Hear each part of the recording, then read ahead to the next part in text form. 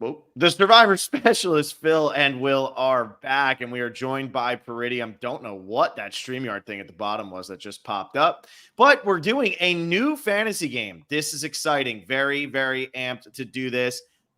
We were doing the bootless game, and now we're not going to do that because that gets spoiled a little bit too often. So instead, we're going to be doing the over-under game. And this is a new one, and this was Will's idea because Will loves gambling. And so he was like, man, I love over-unders. Might as well just do this now. So what do you got, Will? Why don't you kind of talk this through a little bit, and then we'll introduce Peridiam. This is the first time you're meeting Peridiam, so this is really exciting. This stream is starting, I think, like 10 or 15 minutes late because I was just like having all these questions and talking to Peridiam. I'm like a huge fan, so I was just fangirling for a while. So sorry, this is coming to you a little bit late. Super pumped that Peridiam's here. Like, I'm like, I know we've interviewed Survivor players before, Phil, and like that was a big moment, but this is crossing into new level of territory of fame that we're having on the podcast. So Peridiam, very happy to have you. Yes, Phil was freaking out about what we were going to do for our preseason games. Like, we can't do the bootless game. We need to think of something. And I was like, Phil, we're gonna be fine. We'll come up with something, and we do the prop bet one, and then it just became, you know what? We love bets. Let's do more betting games, and these are things that are harder to be spoiled. Where it's like a boot list is like a very objective thing that's going to come out, but you could have a boot list of the season, and some of these bets you would have no idea, like how many confessionals somebody's going to get. That's not something that's going to be spoiled by the cast or. I mean, it could be spoiled by the crew, but who's counting that? That's probably not going to happen. So, this should be fun. More gambling, more over-unders. So that's how it kind of came to be. Peridiam, how do you feel about doing over-unders and letting the community see your gambling knowledge firsthand? How do you feel about that? I feel like I don't gamble much at all. So they're going to see me having fish out of water. I have no idea what I'm doing. I don't gamble. I mean, that actually does make sense. I think that fits, your channel and what you do. You look back at Survivor seasons, and then give us insane insight and analysis on what we've seen and what's happened. And what we often do on this show, we often do it very poorly, is try to predict what's going to happen and try to have some foresight on what's to come. And so I think we're kind of bringing you into our world here where it's, you're not looking back, you're looking forward. So that's true. You might be really good at it also. I have like one video every season where I try to predict, and I'd say I'm like 50% of the time I get it and 50% of the time I don't.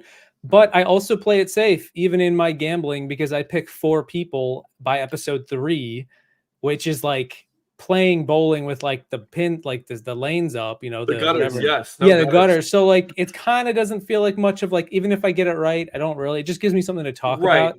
No, that's what you do. You pick 4 players who have like a legitimate chance to win, right? Yeah, basically the strongest edit, unless it's Big Brother. Then I try to read like into their personality. It never goes well, and I usually get it completely wrong. But yeah, that's what it's. So like, I don't even know if that's necessarily gambling per se, but I don't. Most of my content is like rehashing. It's talking about what's already happened.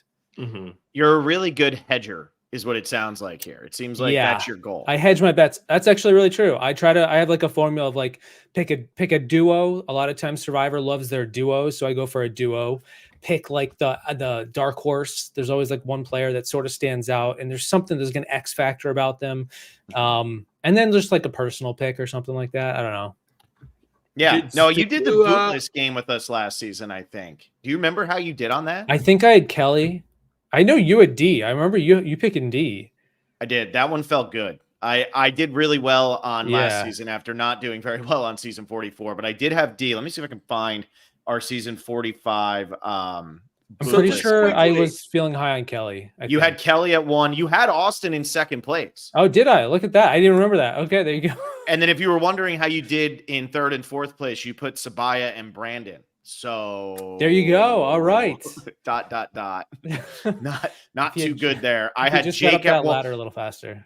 Yeah, Alexa had Jake at 1, Kelly at 2, and Hannah at 3, and I went D, Jake, Hannah, Austin. Holy crap! I had the final 3 just in the wrong order. Whoa! Wow. Okay. That's why I had Katura at 4. That's why we don't do this anymore, because some people are clearly spoiled. That's So, crazy. Yeah, I also there had you go. Caleb at 5, so I don't think I was that spoiled. But and Hannah at 8. But I went D1, Jake 2, Austin 3, Katura 4. That is probably Holy, the you best had I've top ever done. 4. Yeah. Wow. There you Yeah. go. There you go. Although I had Emily at 17, so what the hell do I know? Anyway, this is a game that everybody's going to get to participate in. If you want to play along with us, join. We're going to have the link in the description of the video here. It's not up yet. We're going to make it after we go through this because we actually haven't come up with all of our ideas yet. We currently have 16/17 of them. we have 17. Will's feeling good about 17. All right, we have 17. So we're looking for 3 more. So if anybody has any ideas, Peridiam, we might just talk this through a little bit before we get into it. This is very simple, though. Whoever gets the most right wins at the end. So there's going to be 20 different props. You're just going to say over or under. It's going to be a Google form just like we had for prop bet and everything. If you haven't joined the prop bet game yet, go ahead and join the prop bet game. Make sure you get in on that. That's another chance to win a prize. And then if you want to be a patron, patreon.com/specialist, we're giving away 2 prizes there too. So we're just prize machines over here. And so make sure you go ahead and you join all of those over at patreon.com. I know we've had a couple people join as free members. You're probably just kind of looking to see if you want to get involved as you see episodes come out, even though you can't listen to them.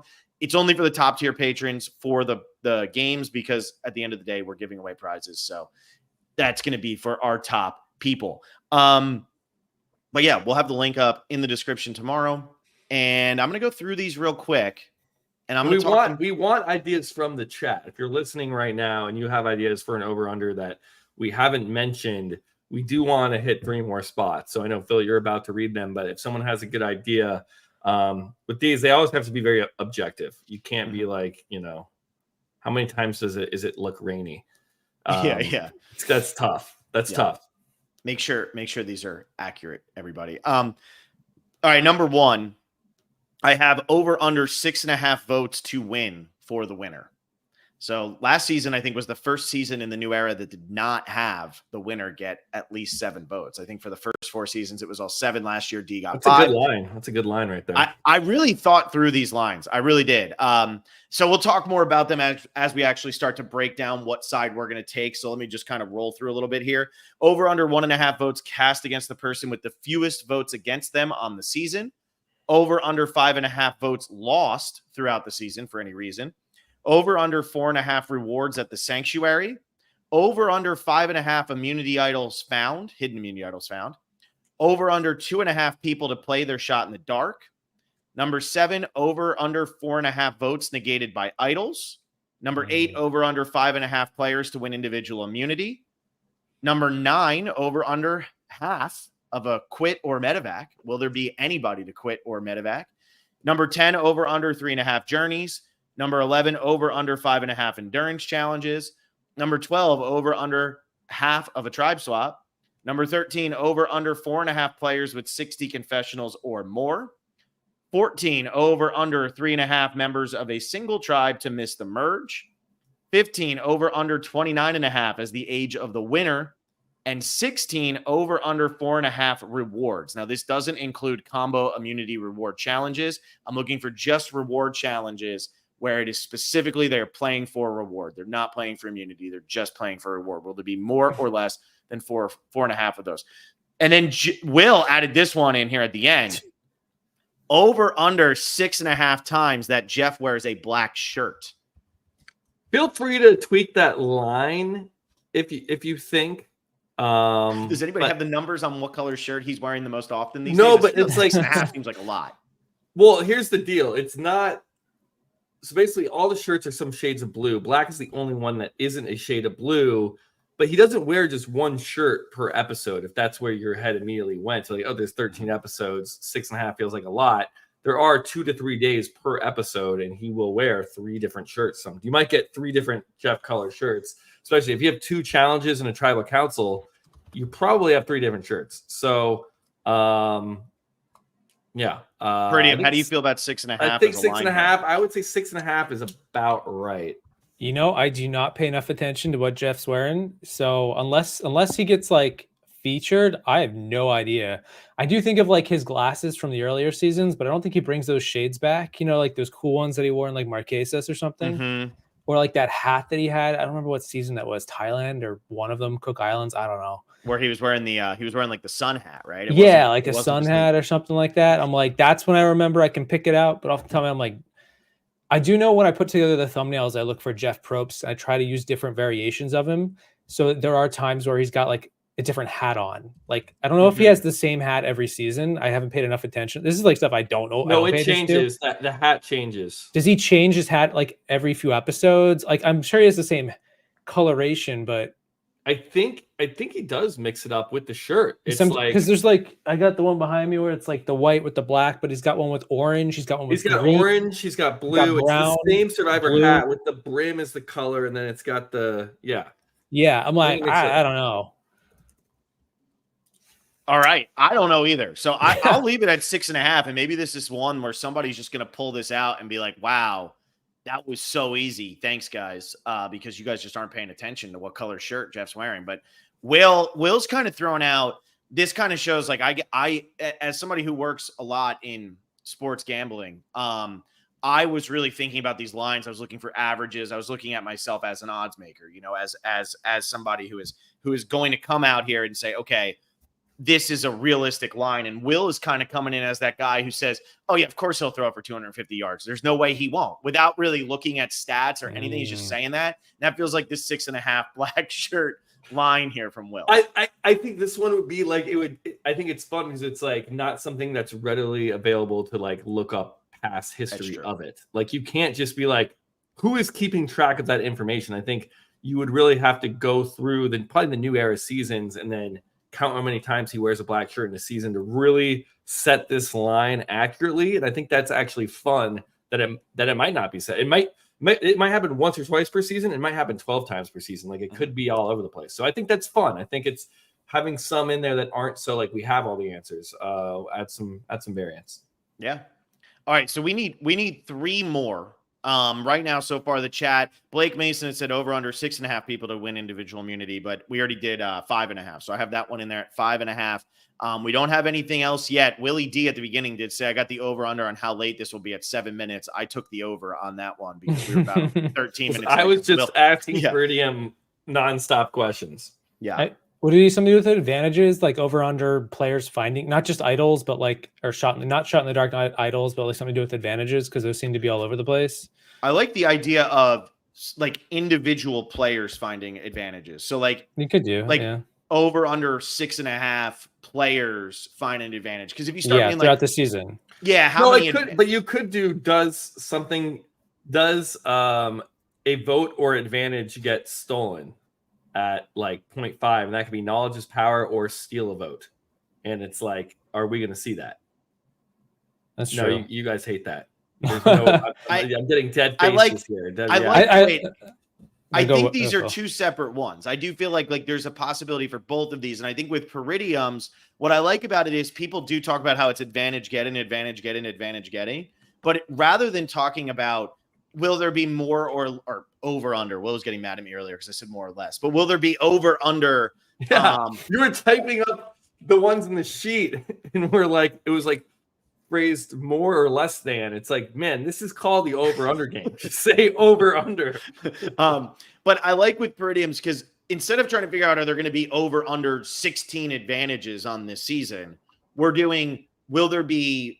Is it over under 6.5 players to find or get and obtain an advantage? Because I think that's a little bit more interesting because like we saw Bruce last year say, I'm not going to play this game. We saw Brandon play the game and lose his vote. So there are different ways that this can go. I feel like if we try to say how many advantages, it's too hard, but how many players will get an advantage of some kind? You could do that. Right. I think that's a good one. I saw somebody say the live tribals. Jack said live tribals. And I thought like, maybe it's like over under how many times players get out of their chairs or like how many players stand up out of their stools. I don't know. That's a little bit ticky-tack, but because it doesn't happen as much as it used to, whereas before it would have been like a crazy amount. It was like every episode. I think live tribals is a pretty good one. I think that line is tough. Like defining a live tribal. I'm like, what if it's more like how many players get out of their seat? Because most of the time, most episodes, people just sit down and they're sitting down. Oh, it's sitting down live tribals. Sort of. Oh, like not a live tribal, but like how many times over under on like, 5.5 players getting out of their stool, How many butts leave their seats. Yeah. You Now, could does do this that. count? Let me ask you this though: does this count when they get up to play an advantage? Because Kelly No, Wentworth technically no. got up. No, out of just her getting stool. up in the middle before like unprompted, like But that Before votes actually are read. could be, you could be total butts leaving seats. And we know we're gonna get, we're gonna get 15 eliminations just to go get your torch snuffed. Then probably another 3 or 4 advantage plays, and then I like it though. In a non-idle playing, or getting up to be kicked off or getting up to vote. Oh my god, I forgot getting up to vote. That would you get up to vote and you get up to leave the game and you get when you're getting so your it's just torch. getting up for a an informal getting up. Basically, you're not doing a formality. I like that one. you could do that. Over under how many what's tragic the line backstories? How many tragic backstories? I'm gonna take the over.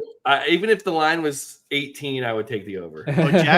Jack Evans has an over-under on 0.5 rock draws. Corwin Green has an over-under on 5. We would have to do a half, but let's say 5.5 pre-survivor photo montages. We do see a lot of the photo montages. That kind of goes to the backstory. That's an objective way to do backstory.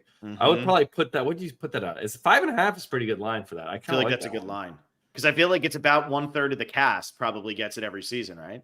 Well, it used to be everyone in 41 and 42. It felt like. You're talking about the like the sepia tone, like they go back to like last year. Austin was I feel like at least half the cast, maybe. Yeah, maybe we go up to like 8.5, 10.5. If you said a third, I'd easily go over. Maybe we go 9.5, so that like. Yeah, I like that. 9.5 is good because then you have to. Yeah. All right, I'm gonna put that one in. How many butts? How many butts? What's the number for butts out of seats informally? I kind of like that one a lot. Over under how? Yeah, like I like what Brendan said. Over under previous contestants get mentioned. Ooh, that used. I know Jake brought up 3 last season, 45, and I remember Jake was memorizing. Drew brought up a bunch too because he did Steven and JT. Did he? Yeah. Okay. And Bruce brought up Kane.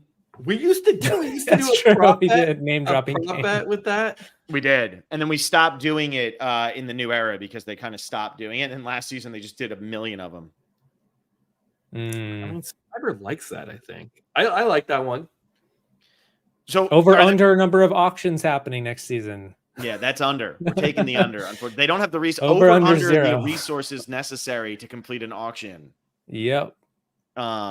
So I'm just kind of typing these out real quick just so we have them all. Maybe we'll move some around. Maybe we'll get rid of some of the ones that we had mentioned earlier. So I have over under 9.5 backstory montages, right? Like I'll be able to word that better. And then we have a still photo. Like if you get a still photo. Well, no, I mean, you know when it pops up. Like we'll know it's got that for sure. Flashback. Over under on the advantages. We were talking about like how many advantages, like how many players find an advantage total of the 18. It doesn't have to be more than one, just one in general. If they get one, it doesn't idle. I don't know if you want to count idols, unless you want to count idols for that. I was thinking no idols, just anything other than idols. Mm-hmm. It's tough because like sometimes they need to be activated. So it's like if you find the beware advantage, and then it has it's like did you find it? Did you get it? By the way, I think for hidden immunity idols found that should count. Like even if they don't activate it to a full idol because they are finding the idol, they just haven't activated it. But like for having an advantage in their possession, I think that starts to get a little bit trickier. I think you probably because and then sometimes the idols are like you can use this for 2 tribal councils, and it's like all right, well that's not a full idol, but it's also still an advantage. An idol. Then is it an advantage? So you'd probably want to lump it all together and just say how many advantages or idols, or how many players get an advantage or an idol. Yeah. Mm-hmm. What's that line? 4.5, 5.5?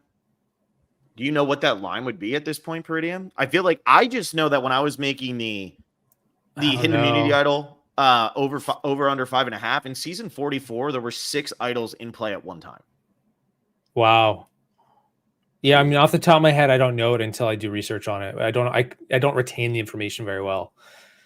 Like I know that like up until season 40 or up until season 38, which is when Will left, idols were overwhelmingly found by men, and I did the numbers on that. I crunched the numbers, and then Angelina mentioned it on David versus Goliath, and I was like, oh wow, that's wild how bad it is. But then women started finding him more, but I don't remember like there's so many advantages that I can't.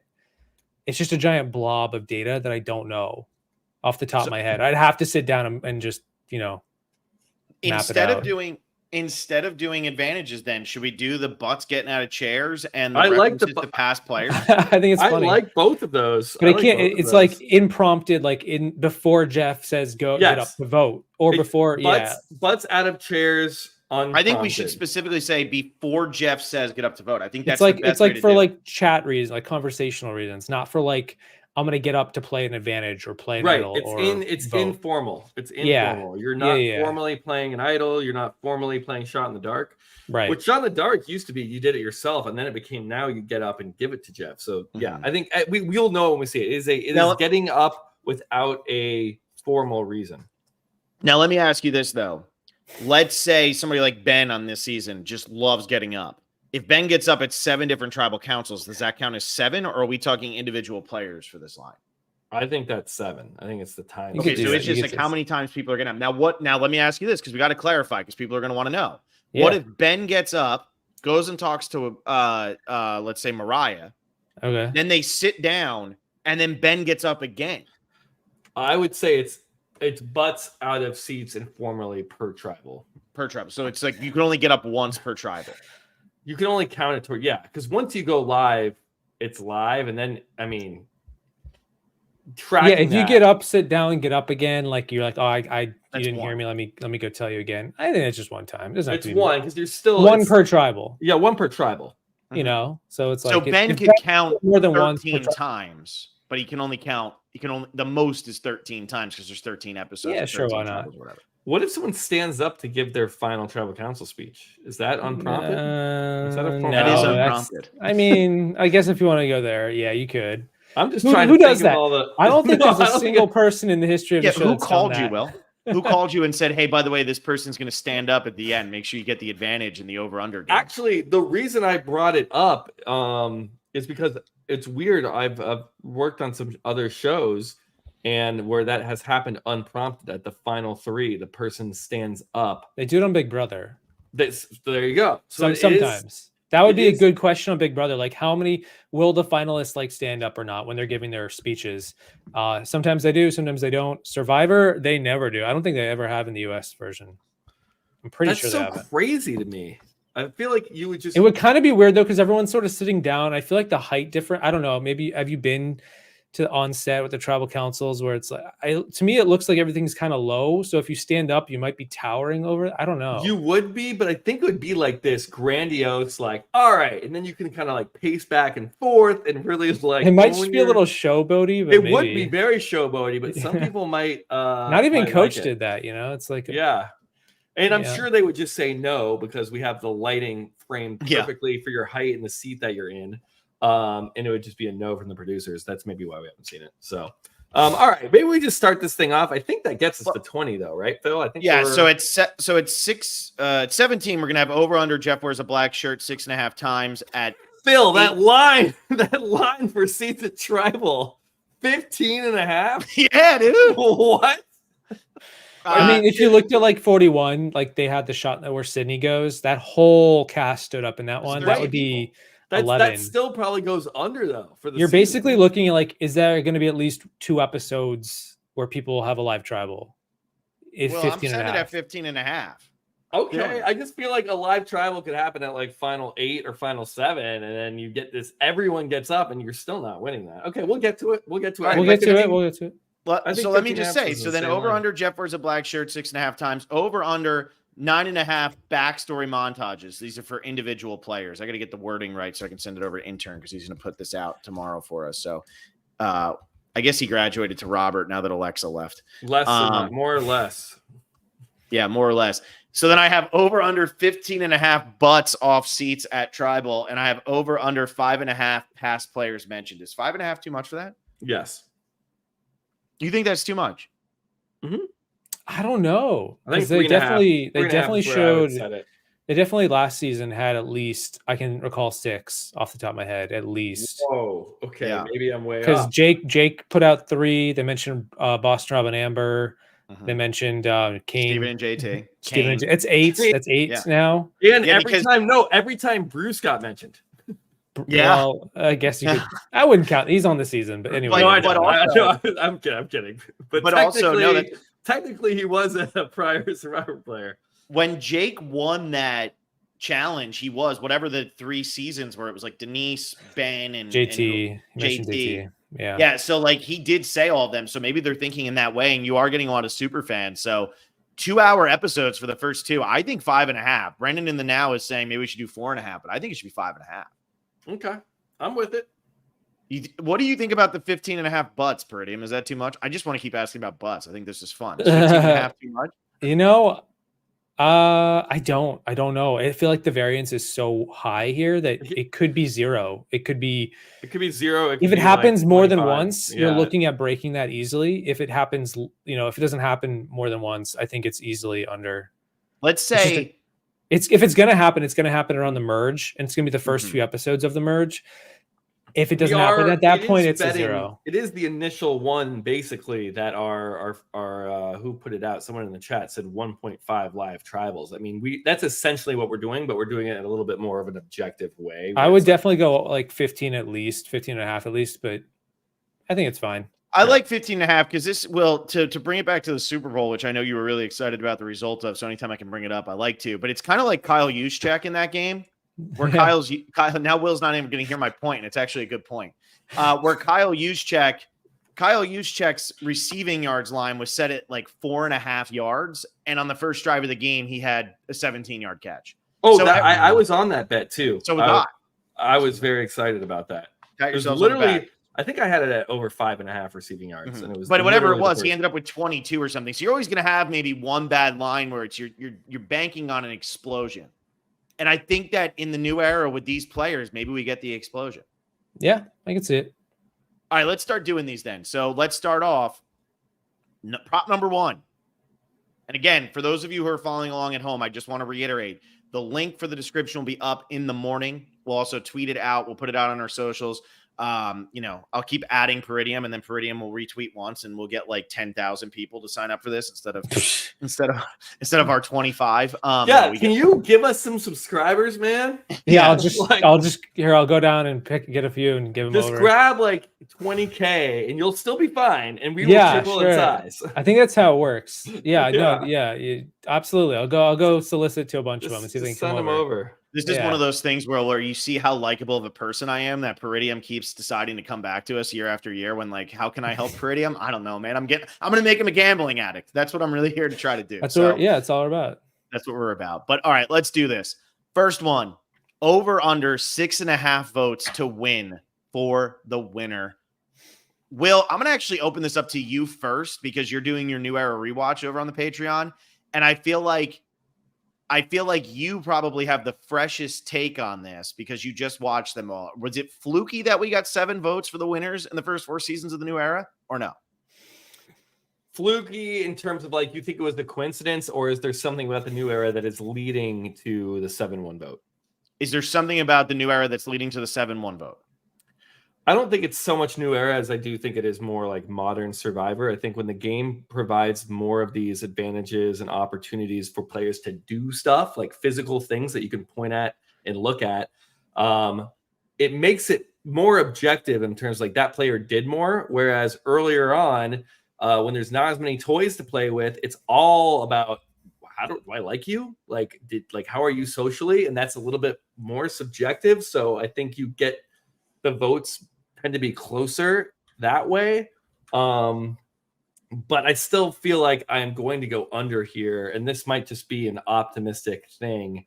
I want a good ending where you don't know who's going to win. That's always what I root for in Survivor seasons. And so I would hate to root for, it's almost like betting on the Chiefs in the Super Bowl, even though I think the Chiefs, they're getting points. That's probably the smart bet. I'm never going to take that bet because I don't want to root for that. I want to root for an exciting ending to this season and to any Survivor season. So I'm going to go under here. And I think it's a pretty good under because even if it goes 6-2, which is still a blowout, or 6-1-1, you're still going under that. So, I mean, the 8-0-7-1 though, I think this is a very good line because those are two very, very likely outcomes in an era with so many things where it's like, I did this, I did that. And it's very objective on what you did or didn't do. I also think, though, what makes this one hard is the Gabler Cassidy Owen final three was not predictable, and it still was 7-1. Even the Erica Xander, Deshaun Xander, it's yeah. like this is anyone's game, and it was 7-1. Mike versus Marianne didn't feel like 7-1. So I do feel like you can get what the audience is viewing as a closer vote than what we're actually going to witness. So Will's going under. Peridiam, where are you going? Yeah, I mean, my gut says go under, but then I look at the history of the show, and a lot of winners, especially in this latter half, get at least 7 votes, which sounds wild. Although that sometimes there's bigger juries. A lot of seasons have more juries than 8. They'll have 9, or in the case of like Edge of Extinction winners at war, it's like everyone under the sun. Everyone's voting for Tony. Everyone except Sandra. And like, yeah, you guys brought up the points of like, the 7-1 votes has been a thing in the new era. Even in the votes that feel like they should be close, somehow they're all going in one way. I feel like odds wise, I should say go under. A part of me wants to go over just to be like, the casts seem to just coagulate onto one person. And that's there's always one person who stands no shot, gets 0 votes. There always is. It's only happened like twice or something. It's so infrequent that somebody gets that there's all of them get a vote. So then you're looking at 2 people, and it feels like the juries tend to look at like one person objectively just it did more and did better. And I was shocked that Dee didn't get more votes, to be honest. I wasn't shocked that she won, but I was very surprised that Austin got 3. And partially I think it's because he did a good job at the final tribal. He convinced a few people at the last second. That's a really good point there, because it's almost like D should have been the biggest blowout out of anyone. I thought if anyone was going to be unanimous of the last 5, it would have been her. It would have been D. And then the ones where we're like, oh, it's up in the air, like anyone can win this. Those were the 7-1 blowouts. So it's just weird that like we as an audience don't exactly see what's actually going on. It's funny. If you had asked me, like I would have said that was the least likely probably of the 5 seasons we just watched. Oh man, my gut says go under though. Like, what are the odds we get another 7-1 or 8-0? Like 99%, 6-2. It's like, are there enough people willing on a jury to go outside and vote for, like Danny voted for Deshaun, another Danny voted for Heidi. These are players that had personal connections. We don't have a Danny this season though. I don't have a Danny. There's no Danny's. I would have then easily gone under. Oh man, I kind of want to go over and just say we'll get another 7-1 or an 8-0. And it's definitely going to be 8 people on the jury. Right. Phil, can you say, are you going over or under? Over. Easy. So I want to point this out. I do. I want to point this out. Since the tie in Ghost Island, if you throw out Edge of Extinction and Winners at War, because those are kind of nonsense, but I'm talking David versus Goliath, I'm talking Island of the Idols, and then everything in the new era. The only winner to have less than 7 votes is D. So Nick had more, even though that felt like it was a little close. And I know there were more people there were more people on the jury. And then we also had the situation in 39 where it was an 8-2 vote for the jury. Even though we had that, and even though we had the bigger juries, these juries, we feel like it's definitely going to be 8 people, and yet it's still managing to be 7. For some reason, I think groupthink is just such a real thing on the juries that I'm not buying that we're going to get back-to-back seasons without it. I think it's the norm. I think it's what happens. And I think that any season that doesn't have it is an outlier now, because I'm pretty sure if you keep going back, I know in 35, it was 5-2-1, but then I think if you go to 34, Sarah had at least 7. You go to Adam swept. You go to Co-Wrong, that was a little bit close. I think you're looking at it from the number set at 6.5 who had 7. I think it's more, no, it's not, of course, Phil. It's more about, you should look at the second place finisher. How many votes did they get? That's the real question, I think, because those juries have been bigger. On 20-person seasons, you have 10 and 11-person juries. We know we're getting only 8 jurors. It's 8 into 3. And so I think it's not about who got 7. It's like, how many votes did the runner-up get? Because if the runner-up is getting 2 votes, this goes under.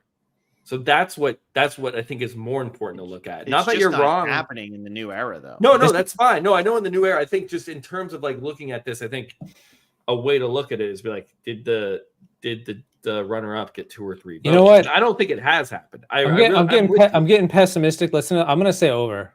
Yeah, I think that's probably smart, guys. That's probably the right way. I'm gonna say over, even though you would think likelihood of going 6-2, 5-3, 4-4 is higher. But then it's like, you know what? It doesn't happen that way. And this is like, I'm like, why can't we just go to a jury of 7 with the final 2?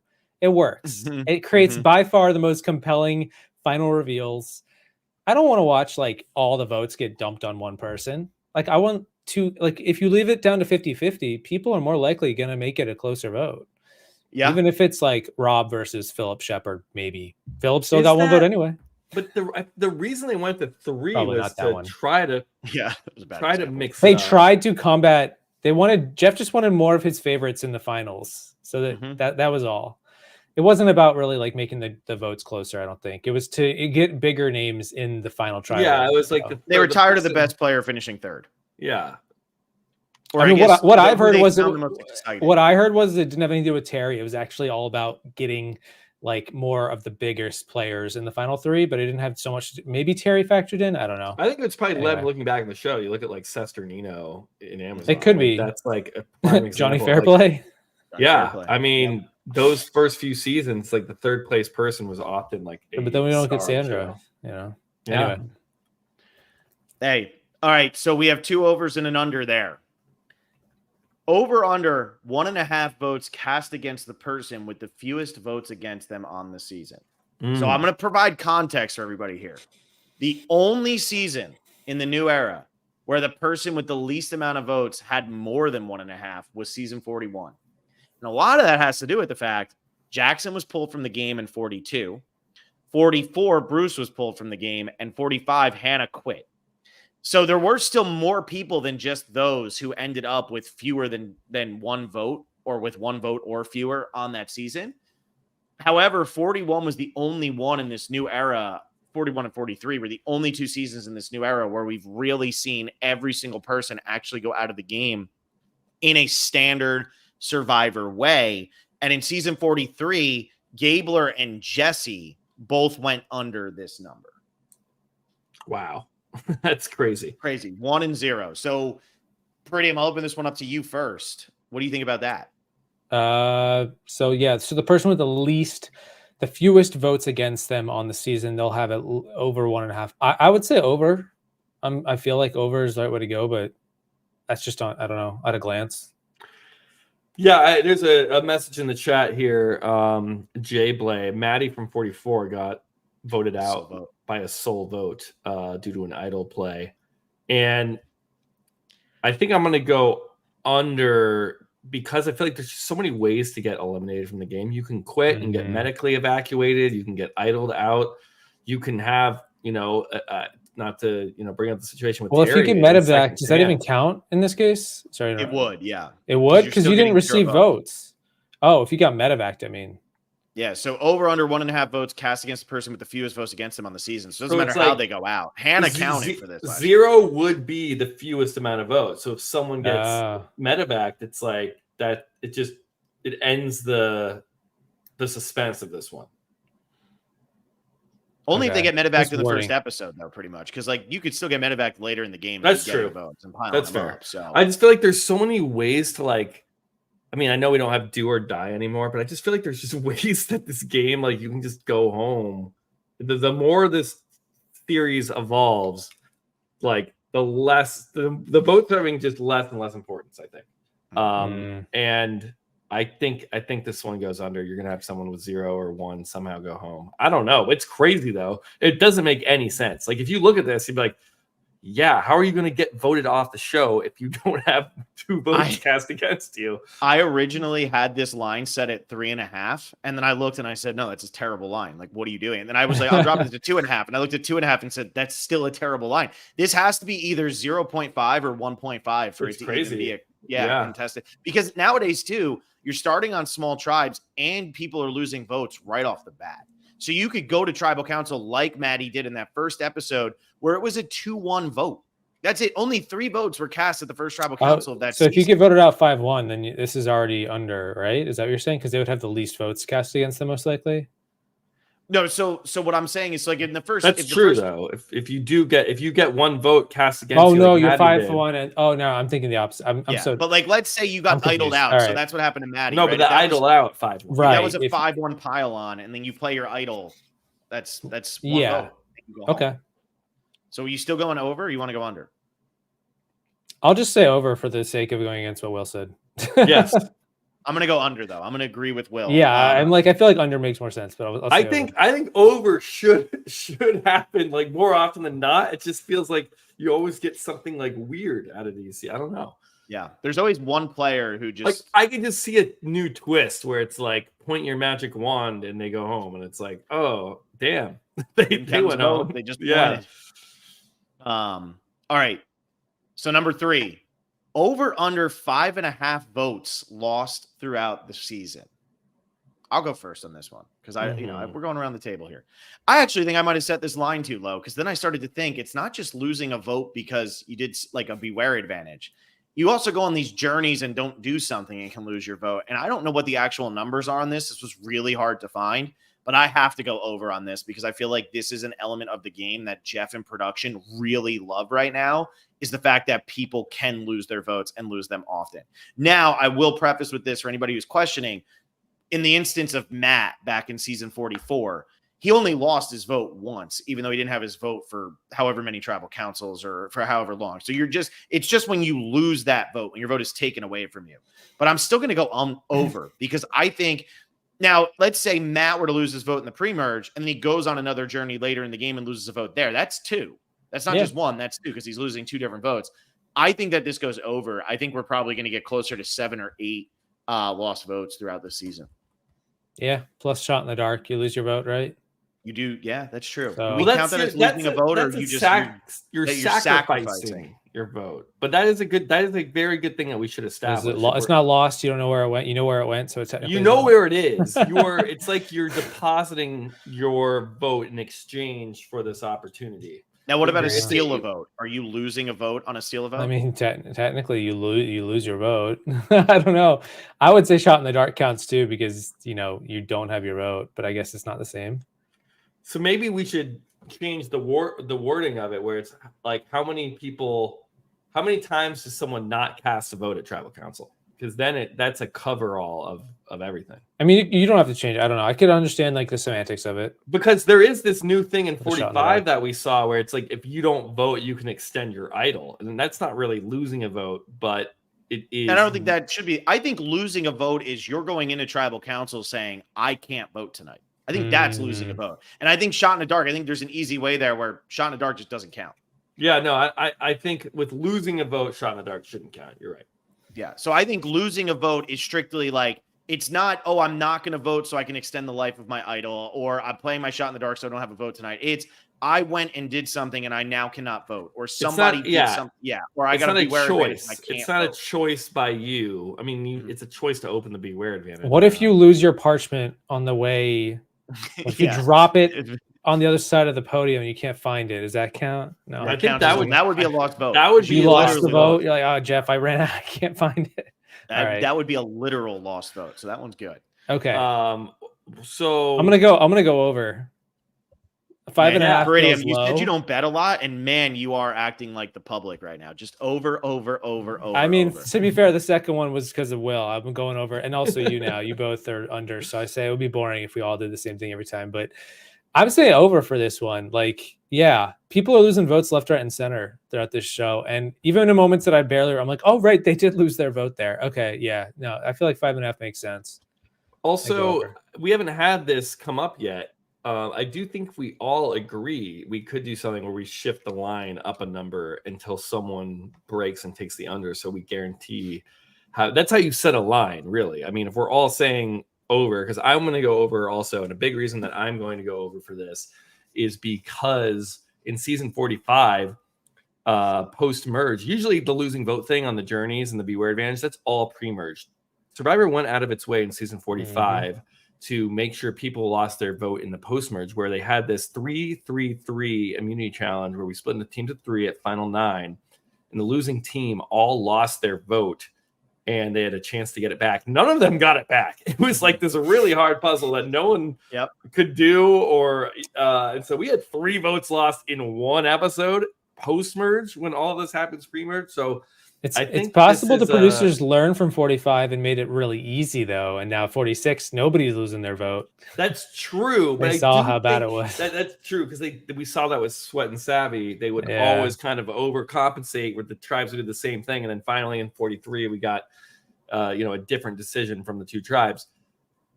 I do think, though, there is this, it's the first time we've seen like a willingness to explore this vote losing thing in the post-merge, which doesn't seem to have really been a part of the new era in the first 4 seasons. So that just gives me a hint that we're going to see more of this. So I think we could bump this up to 6.5, and I think we still all would say over. Unless I think we keep it at 5.5, Will. But we were talking beforehand. We need 3 tiebreaker questions, and I think if we agree on something, that should make it one of the options for a tiebreaker. Because for the tiebreaker, for anybody who participates in this game, if you're like, well, what if we all get 19, or what if 2 of us get 19? You're not getting 19. No, but we're gonna have 3 tiebreak. Hey, I got the final 4 of last season. I was just off by 1. Okay, you were spoiled. Yeah, I wasn't. I wasn't, except for when I watched Peridiam's video, and all of a sudden I knew everything that was going to happen on that season. So maybe Peridiam. There you go. No, but I am saying, so we're gonna have 3 different ones, and we'll rank which one's more important. But you'll have to get the exact number right, or we'll ask you at the end, how many votes do you think will be lost throughout the season? I think because we all agree it's over, I think this is one that should be a tiebreaker of, okay, how many votes do you think will be lost throughout the season? And you give us an exact number in addition to taking the over. Yeah, I just feel like if we're all saying over, that means you could bump it up and we could find a more accurate line where it would split us. But hey, I think that this is just going to happen, though. I think you're not always going to have 2-1. That's fine. All right, let's go to the next one. Over under 4.5 rewards at the Sanctuary. So I'm going to give some context here. Survivor 41 had 1. Survivor 42 had 1. Survivor 43 had 3. Survivor 44 had 4. And Survivor 45 had 5. So we have this line set at 4.5. Every season matches the season number except for season 42. Yes. Wow. So you think we're going to get 6? We could get 6. I don't want to start here. Wow. Okay. It was your turn, but okay, Peridiam, that means you have to start. Yeah. I mean, for going to the Sanctuary, I'm going to say over. I think it's a reflection of 45. If they went 4.5 times, they went 5 times last season. I don't see why they wouldn't do it at least 5 times this season. So I think because the seasons are shot back to back, you're most likely going to end up with a very similar scenario, similar schedule. I think 5. I think it could even go as high as 6. Why not? Keep doing it. Well, what do you think?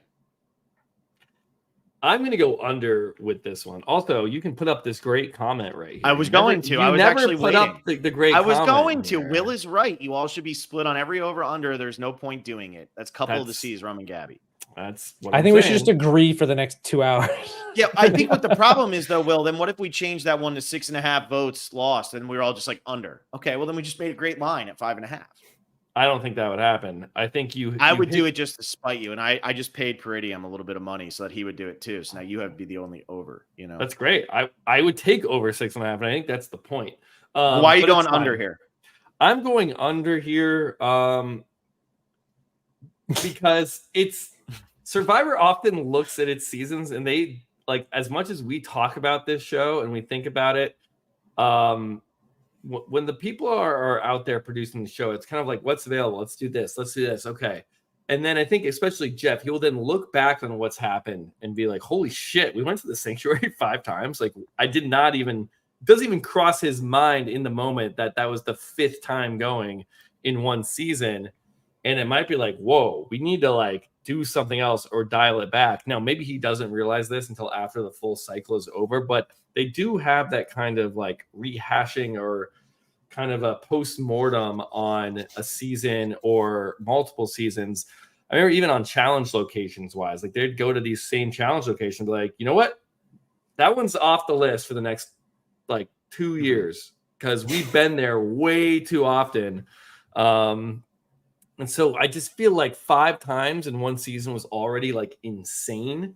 in that I feel like they're going to be like, wait, they're just going to realize how insane that is for a show that used to have amazing different rewards for them to go to the same hut all within a few episodes. I mean, they did it 5 times. I know. They've It's done crazy. it 9 times in the last 2 seasons. I know. And I think someone like, hey, like what's going on with the rewards here? I mean, I know they did do a helicopter ride to the Sandspit in season 45, which was really good.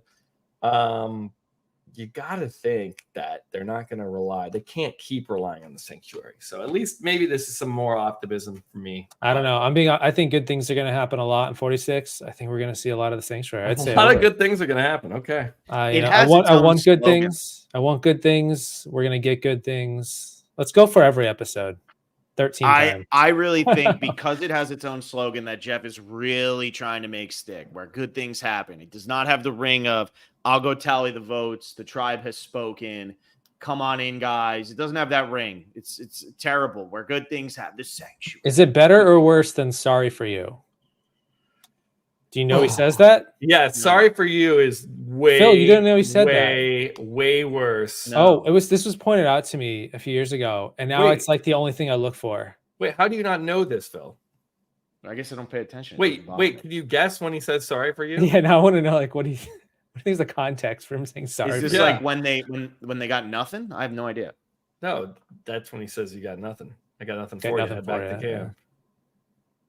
Got nothing for you. Head back to camp. No idea. Sorry for you. Peridiam, why don't you fill in? Well, he says it like when they lose, and he's isn't it when he's like they lose the challenge and then he can't give them the flint or whatever, and he says sorry for you. He takes their flint. He says sorry for you. Sorry for you. But he says it at like slightly different times, but he always says it at the same time. It's just a little odd. And it's always noticeable when he says it. It does not feel natural to me. If you notice it, once you start noticing it, you can't not notice it. Yeah, you're right, Peridiam. It's like now I've ruined season 46. Thanks, guys. It's almost like he wants to say it because it's like one of his new taglines. That's what it feels like. Yeah. But like you can tell he's feeling that it's a tagline and it's not like a natural. No, like I think like all the other ones are pretty natural. I mean, apart from even the Sanctuary one feels more natural. Yes, it does. Where good things happen. Where good things happen. I think he's into these little. Yeah, that's true. I still think you could go to the. Hey, look, if they go to the Sanctuary 4 times, what's the line at right now, Phil? 4.5. 4.5. Yeah, I mean, if they go 4 times. That still goes under, so that's why I feel good about. I'm going over. I'm going over because I also think with the Sanctuary, what's going to end up happening is they're gonna reassess going into 47 of how people are getting annoyed with it because nobody sits here and says, "Woohoo, Sanctuary, let's do it!" Like nobody watching the show is getting joy out of that. So I'm going to go over here. I think Will, you're right. I do think that they're going to lower it, but I don't think they're going to lower it in the same cycle. They seem like they're set. They don't have the budget to have the auction. That means we don't have the auction. That might mean 1 extra reward at the Sanctuary. It might be at 6 this season. Yeah. I mean, I think with the Sanctuary, ideally is that you somehow subvert what it is and like something like real goes down there. Like it's spontaneous tribal or something. And it becomes this really bad, dark place. So it's like where good things happen. And then they really do some sort of big twist or game event at the Sanctuary. And then we never see it again. It would probably be the best arc for the Sanctuary. Let's do number 5. Okay. Over under 5.5 hidden mini idols found. Now, this is one. Did I set this too low? Because I assume we have to count the idols that only count for 1 or 2 votes. So did I set this too low? I don't know. That's why. Is it real hidden mini idols or is it anything? I think those have to count because that's still an idol. Like you're playing an idol to save yourself, or you have an idol in your possession. So I think that has to count. So maybe this is too low. I don't know. I know what I'm going to say. Yeah, I feel like it's probably the number is too low or too high. If I feel instantly like I know exactly what I'm going to say. You're going to just go over? I'm going to go over. Yeah. That's 5 in a row for Peridiam. Peridiam, how high would it have to be for you to say under? Seriously. To say under, maybe 7.5. 7.5 is how high. I don't think. Maybe 6.5. I don't know. I don't know the numbers. I haven't looked at the numbers of it. I just feel like there's so many going on. Because we are now counting, just so everybody understands, we're counting idols you find that are good through Final 5, And we're counting idols that you can get that might be good for one tribal council. The Chris Noble idol, the Austin idol, the Sabaya idol. Those all count as idols. We're not talking about playing them. We're just talking about getting. I mean, I know there's already 3 one per tribe. If one gets used at all, they refresh it. That's already 4, potentially even more. Merge, they always like to throw a few in. You're looking at a couple more there. You're looking at like at least 5 or 6 potentially. And if it's an idle heavy season, easy to say over 5.5, but could be. Yeah, I think 6.5 might be. I'd say over 5.5, but if you want to go, I mean, go. You should say under. Sometimes you get conservative seasons and they hold them. Yeah, I think my thinking here is that there are so many other toys and advantages. There's so many other little things they like to get into the game that, like, the base level idol, normal idol as it is just like it. You know, you get 1 per tribe, if that. You know, it might be a special idol or have a different power. But now does that the amulet count? Yeah, I mean, Phil's saying that counts. Anything that can be an idol is counting. Yeah, an amulet. I'm sure an amulet, once it turns into an idol, it has to turn into an idol, though. It just, if it hasn't evolved into an idol, it doesn't count. Because like Austin's last year was an idol, but him, Jay Maya, and Kelly weren't all getting an idol there because they could have all played that initially, and then nobody gets an idol. Okay. I think this, for me, like, my thinking is to go under in terms of, like, I'm trying to go against the grain a little bit, but like I still have to go over here. I think the line's a little too low. I think we should move this line to 6.5, and then I would go under if we. All right, I'll go 6.5. I think 6.5 is a fair line because honestly, at 5.5, I think I was going to go over. At 6.5, I'm not sure. Okay, no, I'm not sure either. Okay, good. So, sorry. And then this does, hurt Peridiam's line there if he's taking the over. So now you can obviously change your pick. Now, if we all go under, then makes it tough. But I will do a under at 6.5. But this is what I'm saying, right? This is where we could have these lines where if we go, we do 5.5, everybody goes over. We do 6.5, now everybody goes under. That's why I don't think we need to change the lines every time we agree. For this one, it feels like there's definitely a chance you could go over. Like, it feels too low. It does feel like 6.5 is a more, like, it's a better line, I think. Yeah. So what do you think, Peridiam? So Will, what are you both doing? If we're doing 6.5, I'd probably go under. Wow. Now that I'm thinking about it. Okay. Under if you left it to my own decision, like without your commentary, I might have still gone over, but I'm like, yeah, it does. And also, like, idols aren't used that often, not as much as they used to be. Like, if this was like Winners at War era, I think we would have seen. All right, so maybe 5.5 was fine. What are you gonna go, Will? No, I don't know. 5.5. I'm gonna be honest. I'm still gonna go over. Okay, you're going 6.5. You're going 6.5 because I think we're gonna get go under. We're gonna go. That is true. We're gonna get the two tribal idol, like Gabler's idol. Like, you're gonna get weird shit like that, an amulet. That's you're why gonna get at least get that 4 regular idols. Yes, you're gonna get guaranteed. At least 4 guaranteed. So then it's, do we get 3 other random things when they go play these games and all of that? I think we do. So I'm gonna go over. Okay. I'll go under 6.5, but I see where you're going with that. So you're both going under. I'm going over. I'll go under. Yeah, sure. All right, let's do over under 2.5 people to play their shot in the dark. Season 41 had 1. Season 42 had 4. Season 43 had 1. 44 had 2. 45 had 2. I purposely set this at 2.5 because it's one of those lines that is so tempting because you're like, everybody should play this when they know they're going home, right? Like, they should always play this. And for some reason, we don't actually see it all that often. But 2.5 is still low enough of a number that you say in the early stages, could we get people saying, I should just play this? I should just play this. So 2.5. That's a very tough line. Who's going to go first? Very well set. Phil, you sound like you're chomping at the bit. Yeah. You you can go first. I gotta go get a beverage. I'm curious if I'll change anyone's mind. I'm going to go under. Okay. Because again, 4 out of the 5 seasons that have had the shot in the dark have gone under. And, I don't think that it's the greatest twist in the world now that we've seen it for 5 seasons. I don't think I don't know. I don't know. I think the vote is oftentimes more important. Smaller tribes, maybe in the beginning of the season. But then I feel like people are learning how to like better accommodate for shot in the dark to prevent people from playing it. Like when it was first in the game, people played it like 42, but they'd never seen it, So it's like in 41, we only saw 1 tribe go, but it was Uwa, the Green Tribe, pretty much went every time, but that was controlled by a really strong duo in Shannon Ricard. So they convinced the players not to play them.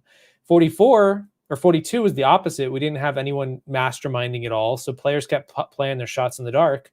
And I feel like it's going to continue to be, I think, and I kind of hope I'm just also potentially just putting out there, I don't want it to be high because I don't like it that much, but I think it's going to be under. I'm saying under 2.5.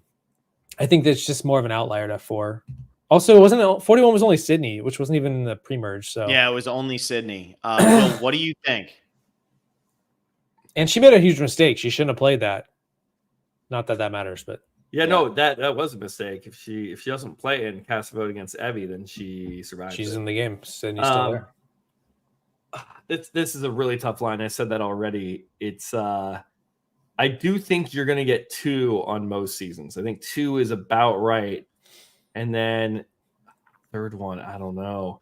It's almost like I wish players had seen 45. So it's like if they had seen Caleb's success and that, oh my God, it can work, then you might see an uptick. Oh, we have a comment here. I think we see more shots players and 47 minutes players will have seen Caleb turn it around with it. Yeah. I can see that. Rolling green there. Or just not going all in. Like you have 12 people voting, like spread the wealth. I don't know. I feel like we have so many super fans and some of these people and stories that they really want to be there. And sometimes I feel like you want to play it. I mean, didn't we have someone in 44 where it was Heidi? When Jamie just played it. Jamie. He's like, I'm playing it no matter what on my first tribal. So it's like, played it. Yeah, I'm going to go over here. I'm going to go over 2.5.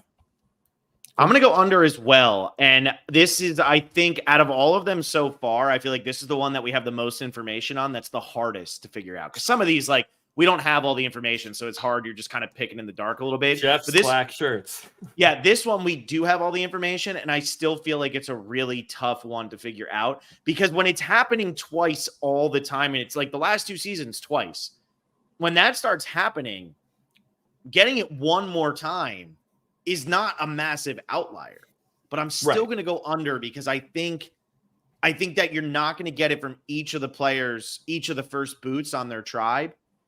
And really, I think people are realizing it doesn't work all that much. So like, what's the point? Wait, I thought it happened 3 times. So it's only gone over this number once. One time, 42. I thought it went, yeah. I'm going to still go over. Let's do it. Let's take it a chance. All right. Yeah, why not? Number 7, over under 4.5 votes negated by idols. So in seasons 41 and 42, we had none. In season 43, we had 3. In season 44, we had 12. And in season 45, we had 7. Who wants to start this one? So what's our line with this? I have it at 4.5, which is a totally random number because it's just all over the place. I mean, what are the averages here? If you do 22 divided by 5, it comes out to approximately 4.4. Yeah, 4.4. Yeah, you're welcome, Will. Like I said, bookmaker so you said, right here. Well, you just said 4.5 is a random number. It wasn't as random as I wanted you to think, Will. And that's not random at all. So I'm like, wait a second. We have all the data on this. 4.5, but it hasn't actually come close. It hasn't been 4 or 5 either time. It's been a little bit away from it. Right. I mean, it's a little like Shot in the Dark. It's been 4 times and 2 times. It's never been 3 times, but the number was at 2.5. So you need to get to 3, a number it's never been. Who wants to start? I got to think on this one. I'll go first. Okay. Yeah, go for it. Oh, I think that I'm going to go under on this. And this doesn't seem like a lot, but I have found that idols really aren't being played correctly all that often. I know that 44, it was, but 44, who had the massive idol play in 44? I mean, Danny, but that was also designed to be a massive idol play. That was designed. And then in 45, we had the Emily idol play, right? To send, was that an Emily? Who am I thinking of? It was Julie had the played big it. one. That's what it was. Julie had it, but that was also orchestrated. So these are happening when but like when we say designed or orchestrated, they still count. It still counts. But what I'm saying is you're not getting these Kelly Wentworth ones anymore where it's, okay, she actually had to see that coming because she wasn't in on it with anybody else. Like, for what's it called? Julie was in on it because Dee told her what was going on. So I'm going to go under because I also think that people don't want to give each other big moves at this point. So why let that happen? And then I also think that we do get a lot of people just randomly playing idols. We have somebody on this season named Jem who is saying that she wants to play an idol as soon as she has it. If she ever gets one, she's just going to play it. So that's not necessarily going to negate votes. So I'm going to say under on this. Right. That's good info for our question of how many idols are going to be in the game. Because maybe if she just keeps finding them and playing them, then That's true. it might be like Omer in our brand steal last night. Our brand steal. Omer was the greatest challenge competitor and greatest idol finder in the history of time. Three or four idols. Yeah, he won 12 challenges or 15 challenges or something like that. And we did not set the stats for that. He won 5 individual immunities. All right, it's like a prophecy. Yeah. Who wants to go next? Will, you want to go? Oh, no. Okay. Wow, look at this. He said under. You said under. I want to see if you say under as well. I'm gonna go over just for some good fashion idol play. I think. Look, if it's orchestrated or designed, or if someone has to sniff it out, there are ways to negate votes with idols.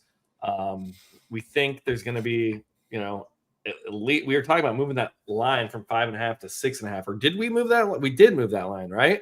We did move it to 6.5. So that's us moving the line up a point. Just tells us that we all collectively are kind of like, there are going to be at least 5 idols or 6 idols in this game. Mm-hmm. And 4 votes is not many. You can get that in one tribal council. So all it takes pretty much, do we get one successful idol play post merge is really what we're asking. And I don't think that's too much to ask. So I'm going to go over. Peridiam, break the tie. I'm going to go over. I think there we go. Even if you don't get 5, which you probably could pretty easily, there's so many votes beyond the final 6 with 5 votes cast. You could easily get multiple tribal councils with a couple of votes negated by it might not add up in the moment to 5, but then you could get another tribal with 3 or 4, and suddenly you're at 6 just throughout a couple. I think that's easily happening. Even if a player isn't getting voted out, they play it to save themselves and they get a few votes, maybe on a split.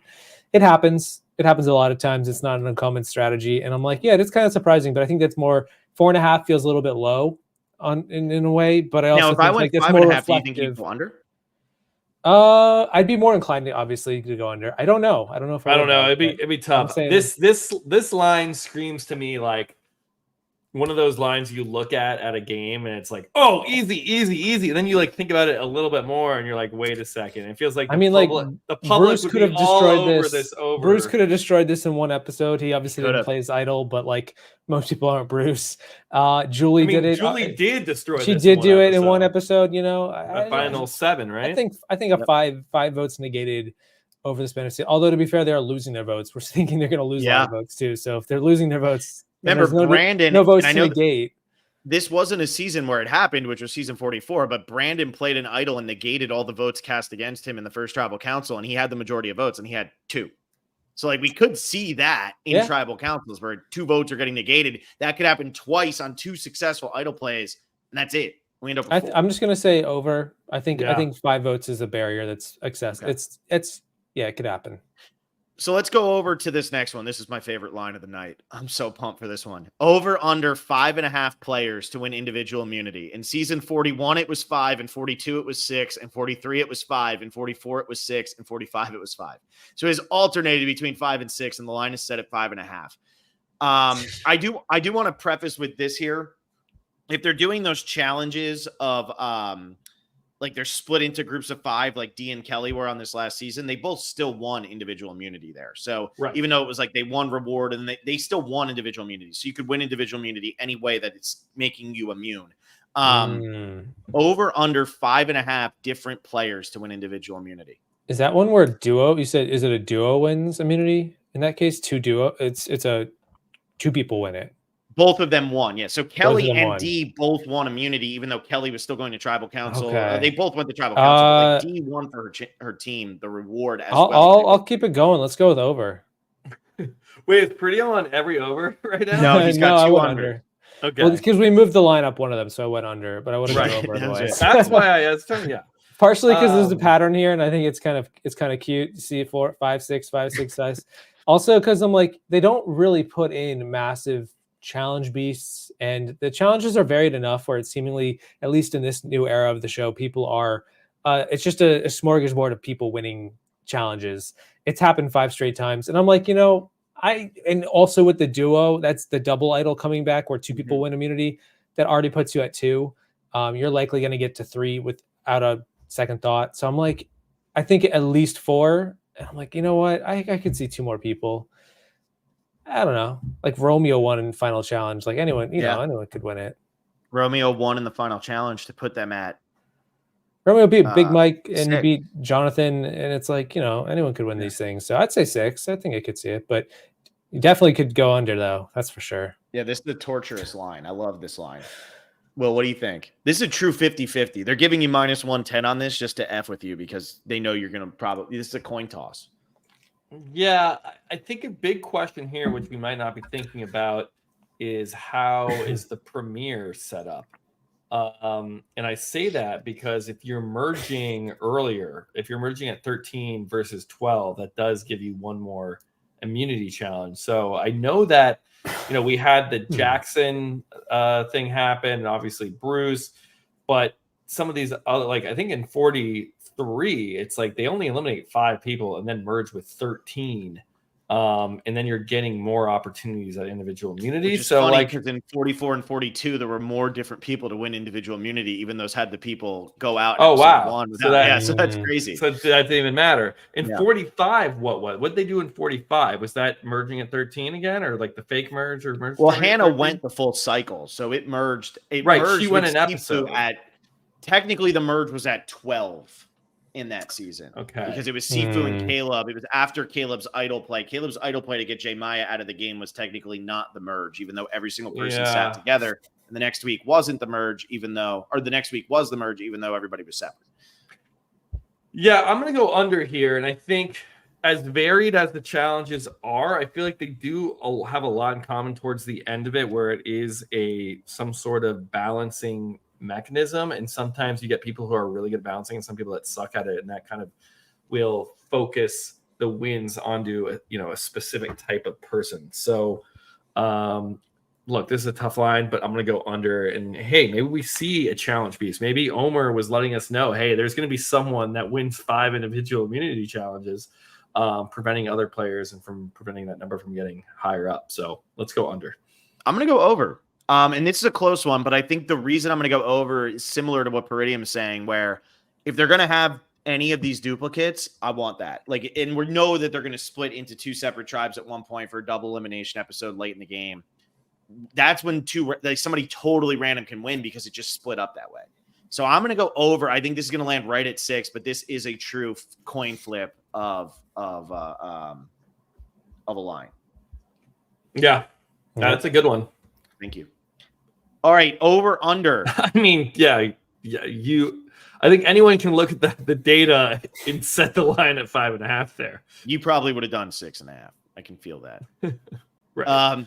Over under 0.5 quits or medevacs on the season. I'll start with this. I'm going under because I haven't heard any news of it, and I feel like even Jeff sometimes spoils these. When I was going to say, what have we heard through the grapevine? Have we heard anything happening? Because that usually is indicative. Oh, I didn't know. Is that really a thing? Maybe in Co-Wrong, Jeff was like, most vicious season ever. There's multiple medevacs. I mean, speaking of spoiling, the producer spoiling the show, I do talk about that in that video that I'm making, where it's like Jeff loves to just bring that up. It comes up like anytime. I don't know if it came up necessarily in like the last few seasons, but I don't know. Also, it depends what we count as a quit. Quit? Like Matthew quit. He didn't have to go. 44, Survivor 44. But it was still medevac. That would still count as medevac. Was he medevac? But like either Sean, way, it would be medevac or quit. Yeah. Well, that's what I mean. Like he did count as a quit. That's true. You're right. But Sean quit. Oh, you're saying because he got voted out. He asked them to vote him. Is that the same? Would you? Yeah, that's the question. Obviously, if votes are cast, I don't think it counts. Like Hannah got 0 votes again. She quit. Sean, the votes still came through. Right. It's just so like if we were including asking to be voted out as a quit, which I think honestly, is a verbal vote a vote? I don't think a verbal vote. I don't think a verbal vote. It'd be like if you look at Hannah has. If you look at like Survivor stats, Hannah has 0 votes against. Really? Yeah. Oh.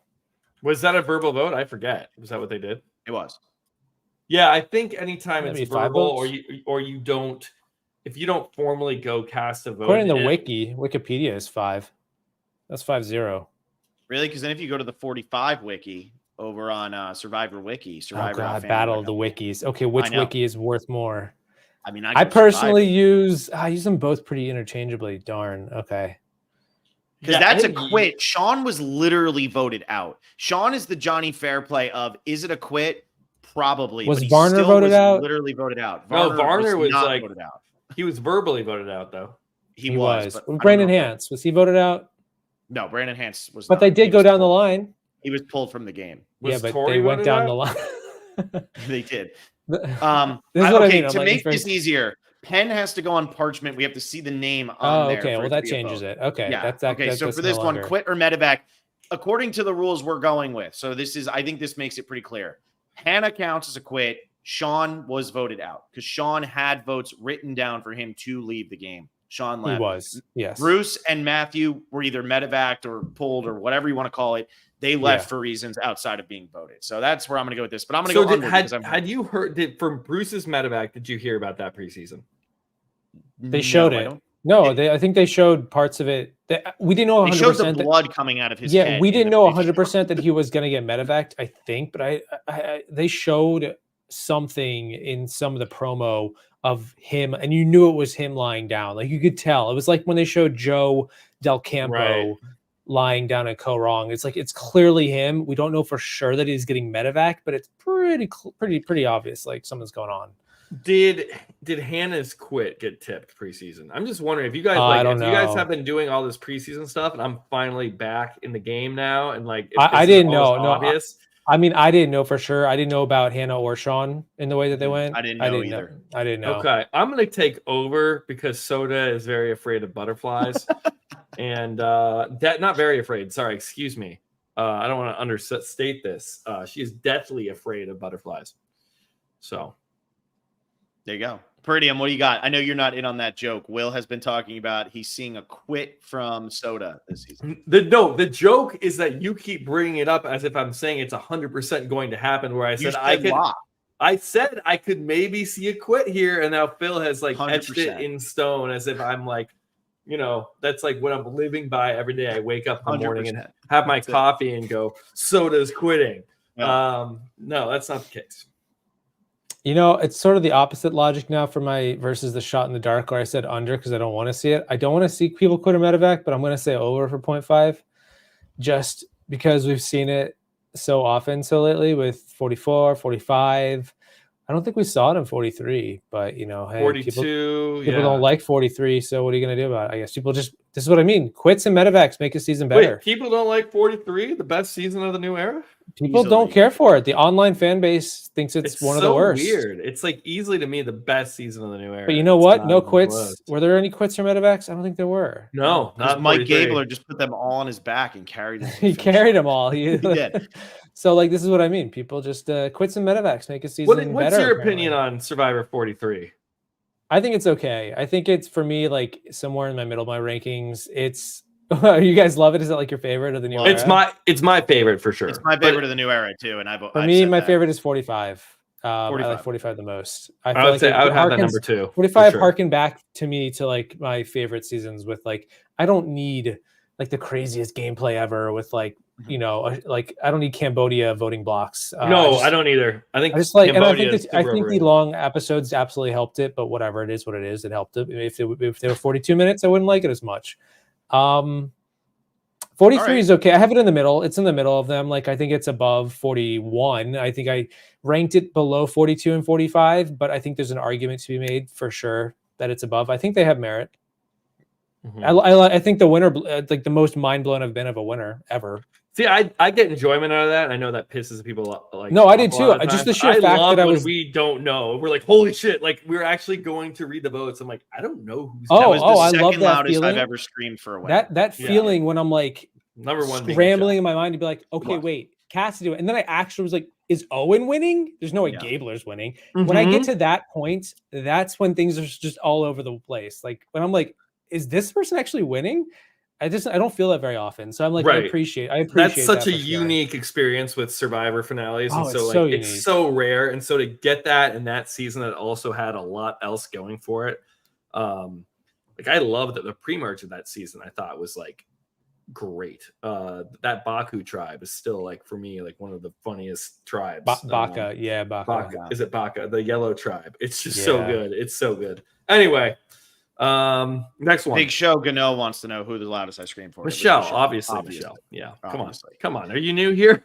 Yeah, come on. Over under 3.5 journeys. Will, define a journey. This was yours, and I want to see what you define a journey. Was this mine? Did I put this one?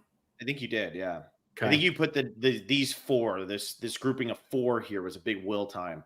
But 3.5 journeys. What are we going to call a journey to make this as clear as possible?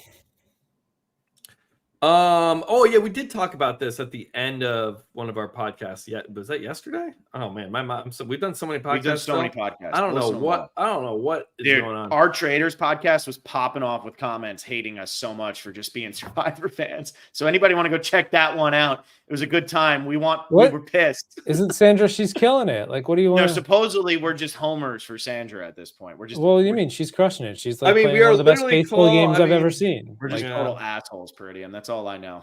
Yeah. Like Anyway. Sandra's killing it. She's playing how faithful should play to win the game. So no, we're assholes. Somebody even put girls in quotes because we called them the girls alliance instead of the housewives. And that made somebody so mad. So housewives. Yeah, we're just pigs over here. But anyway, Will, define a journey. I think where it's you go to play a game or do a task with people on the other tribe, and it's not something that's earned by a challenge or reward. So basically when you go out and do something that's not a challenge. So now let me ask you this. If a challenge happens, your team loses and you pick 2 other people to get on a boat, that still counts though as going on a journey, right? That's a journey because that's not a reward or a challenge. Okay. Yeah, I get it. That makes sense. Now it's sneak doing the thing where you go to a camp raid, that is not a journey. Mm-hmm. Doing what Jeremy Collins did in Cambodia is not a journey, even though we won't see that on this season where he goes and walks down the path to get the idol. That's not a journey. Yeah, I think Davey had one in 37. Mm-hmm. He had a moment. Then the night sneak, and then we've seen this. That's so pretty much you're getting on a boat to go to an island to do something. And we have seen journeys change. It's not always play a game. I think in one of them it was you just went to the sanctuary and had food, and they wanted to make everyone think that there was an advantage. It was screw. And we had Austin's last season where we had the sandwich, the big sandwich amulet. That's a journey. Yeah, those are journeys. That's a journey. So and we're not asking the people on how many people are going to go on the journeys. We're asking how many journeys will there be? Yeah, and we always get 3 in the pre-merge guaranteed. And then I think it's whether you get a 4th one. So maybe the line should be 3.5 here. I don't know. We have it at 3.5. Oh, it is 3.5. Okay. Yeah, it is 3.5. I'll start. I'll go over for this one, even though it's yes, you're going to get your guaranteed 3. And I think I don't know if has it ever hit 4. I don't know. I think it has. Yeah, it has. It's probably one of these ones the immunity. It's has been 5 or 6. This has probably been 3 or 4 every season. Kind of goes back to what I was saying about that challenge in 45, where there were 3 people are going to lose their votes. That tended to be a pre-merge mechanism, and then we're now bringing that into the post-merge game. So I could see journeys. They've always been pre-merge. Let's throw a journey in post-merge. I could see that line of thinking. So I'm going to go over. What do you want to do, Peridiam? I think I'm going to go over as well. I feel like I would love for this to be under, though. Oh my god! Now let me ask you. Beautiful. Under. Yeah. What if they just got I don't know the numbers. Got rid of them. I feel 4 feels I feel I would even potentially go over if it was at 5, but I was just going to ask you, if we did 4.5, would you both go under? I would go under because I think it's only ever been 3 or 4. What would you do, Peridiam? I don't know. I mean, off the top of my head, it's 50-50. Okay. I feel right now I'd say over for sure on 4, at 3.5. What do you want to say, Phil? You want to say over? I think I'm going to go over, but then I'm so Will had brought up the point earlier. So then if we all go over, I'm wondering if we all went to 4.5, would we all just go under? I feel like we would. I would go over. Because I'm almost contemplating doing under here. I still might go under here. I should go under here. Go under. Yeah. Okay, Peridiam wants me to go under to make his life easy, so I'll go under. Yeah, I'll take a chance. All right. Mhm. There you go. Over under 5.5 endurance challenges. So we're counting this as just what are we considering an endurance challenge? Will? So the way this works is Hmm. basically the winner isn't the first one to complete something, it's the last person remaining. Okay. That's basically how it. So it's like it's not doing when you're all in your individual It's not lanes. speed. Yeah, it's like when Cassidy won Yeah. immunity with the House of Cards challenge, even though it's like still individual lanes and you are like holding the thing to balance, that's a race. It's first person to win. This is the opposite of a race. Last person standing. Last person to fall out. I think wins. 5.5 is a good line, but like last gasp. that's The endurance. one with your grip. You got to hold on to Yeah. the thing. Yeah. Kelly and D doing the whatever one that Parvati won. Now all those that years one's ago. interesting though. Because they have done now in the past few seasons since 43, they have this multi-legged challenge where a part of it is a race and they end with an endurance challenge. I think that That's should count as endurance. endurance. That should count. Would that I count? think I would Just count even it. even though it's one phase. Yeah, I Yeah. think if it's that phase, I think that should count. 'Cause it's Especially if usually the going to last end. phase. It's going to end with the endurance. Yeah. They Mhm. wouldn't do it at the beginning, probably. I don't know. Yeah. I'd say it counts. I'd say it counts. I'd say it counts either way, even if it's hypothetically at the beginning for some reason. However, I'm going to go under on this because know. I think that they like endurance challenges a lot, but you don't get any in the tribal phase. So you're counting on all of them to be in the post-merge phase. Right. And I don't think that we're going to get 6 of them in the post-merge phase. I think it will be lower than that. And I think because they like to have puzzles, and I think that the puzzles were an issue going into 45 because of the whole Carson situation in 44. But I don't think I think they probably had enough time to kind of figure some stuff out going into 46. So I'm going to go under on this. Okay. I wish it was more. Also, this is wishful thinking. If it goes over, No, I'm not mad. I lost the points. I feel like they do a ton of endurance challenges. I think it's probably 5 or 6 most seasons. You want to say over? I'm going to go over. Okay. I was thinking under, so that works. Yeah, because even like when you're holding out the ropes, there's a ball on top, or even if you're like doing they do that. They put the together, balls on the pedestal, or even you're adding the pole and you're bouncing the ball. Like a lot of these are how long can you last? And it's willpower. Some motion. That's endurance, right? Some motion would technically be endurance. You aren't racing to do something. They didn't do it for 45 though. No. The final challenge seems to be either some sort of stacking game or some motion. So it's like that could go 50-50 because the stacking thing, it's first to complete it. If Survivor doesn't end its last season, just hands on a hard idol, like what's the point of watching this show anymore? Why did we do it in the first place? We've been dying to find out. And that's it. Yeah. No, I get it. So me and Peridiam are going under. Will's going over. Over under 0.5 tribe swaps. Do we have any word on whether or not there's going to be a tribe swap in the season? So 0-1. Yeah, is it going to be 1? Pretty much. Yeah, I put this one in here, and I don't know if we know this, and if we do know this, like, hey, let's. I actually looked it up and didn't say it. I tried to cheat. You tried to cheat. No. I wanted to know because Will. Okay, yeah, I'm trying to cheat. Okay, because I'm trying to make sure that people can't just easily cheat by Googling very simply. I was there a tribe swap on 46? Pull your jets, buddy. It's okay. What do you we think count the tribe 44? swap from 44? Is that a tribe swap? Yes, I think any time a player switches tribes is a tribe. It's a swap. Yeah. Okay. So we only need one person to change to a different tribe, and that counts as a tribe swap. Mm-hmm. I guess so. I mean, I'm gonna go under. I'm gonna say over. I'm gonna say we're gonna get a swap. I did it for 45. I'm gonna go over as well because I think they did it on 45, and I mean I can't. Usually, pretty well. Maybe you guys know better. Oh, I don't know if they're doing it or not. I mean, I just know 45 they did it, and I feel like that reflects. Was Jeff happy with 45? Did he like it? Oh, I don't know. Because that comes out sometimes where you get like Jeff's kind of like he better vibes. I think they liked it. I think 45 was a pretty well liked, positive season. I remember they did some like weird like press in the middle where they did like an early airing of the episode and they had former players. When you see that kind of engagement, it tells me that Jeff was like really excited about that cast and about that season. And I think it's pretty easy for Jeff to like, what did we do right this season? Oh, there was a tribe swap. Let's do that again. I mean, a singles tribe swap never hurts. I think Jeff generally seems to get that. They just decided not to. I think 2 is too many personally. I think 1 is just enough. You don't need to make it super complicated. And I think with 45 having 1 and 44 technically having 1, even if it was a little weird, I think 46 is going to have 1. I don't think that's too far fetched. Now, yeah, I'm going over. Yeah, I know that and I'm actually saying this sincerely. I'm not trolling. Jeff said they didn't have the resources for an auction. Do you think that swapping tribes is something they're We concerned couldn't about? afford more buffs. I'm just saying, like, is it something they're concerned Wait, about? what did And he then say about the auction? they didn't have the resources for the auction. That's what it came down to. They're not having the auction this season. 'Cause How they many didn't have the resources do you need to make a crappy pizza in Fiji? I And don't like a know. Yeah, bench. he did say That's- that. He said that in an interview recently.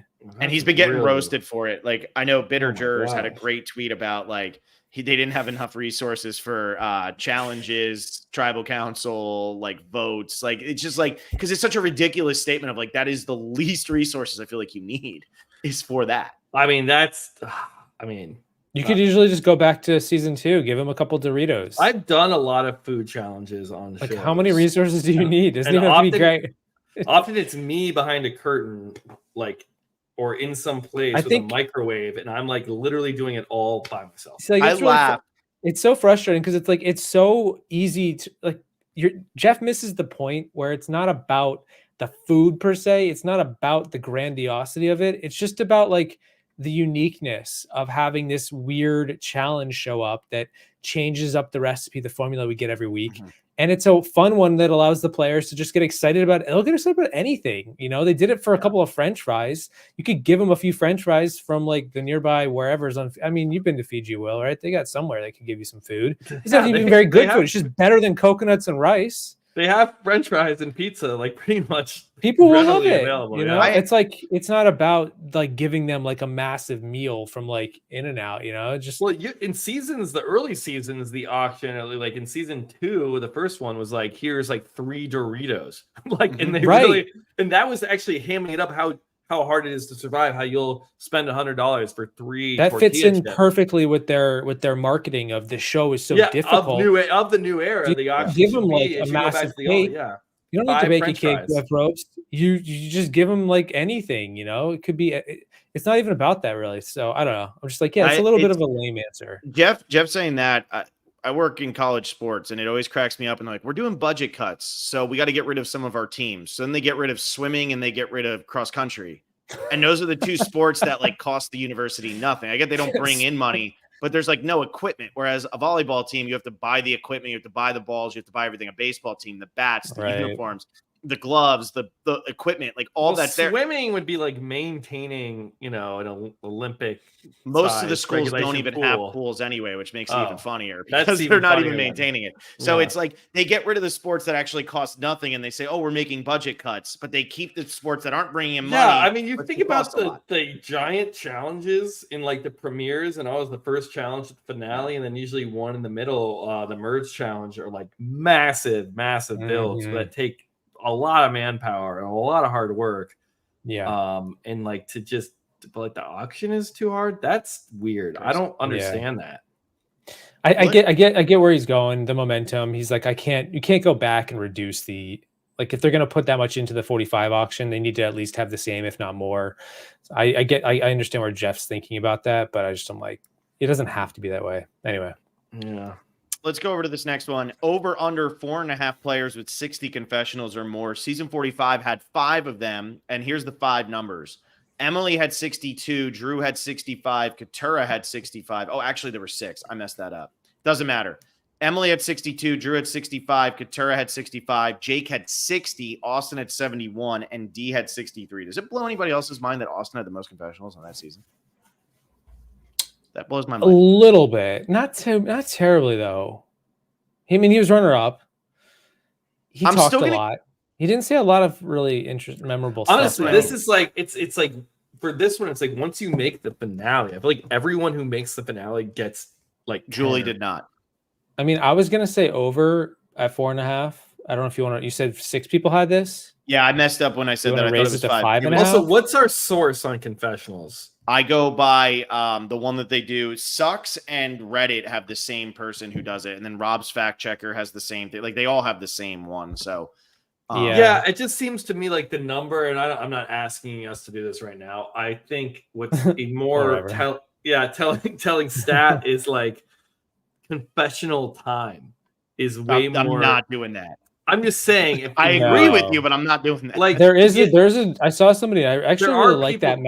I like that method's metric. better. People talk about like the amount of much better time. metric. It's not just about the number of confessionals, but it's how often do they get, like how much screen time do they actually get talking to the camera? Because that's probably worth more at the end of the day. And I think Jake Yeah. had the most last year, even though he Sometimes had they do 60 the quick cut. And it's like, wow, bing, bop. And it's like, okay, everyone got a confessional. But it's like, Yeah, then you could have this person narrating for 1 minute throughout a scene, and it counts as one confessional. Are you It's gonna just go like, over 4.5? Because I would say over for right now if it's 4.5. Do you want me to move it up to 5.5 since Jake had I don't know. 60? I mean, I'll say We're over. literally- Are you gonna say under 4.5?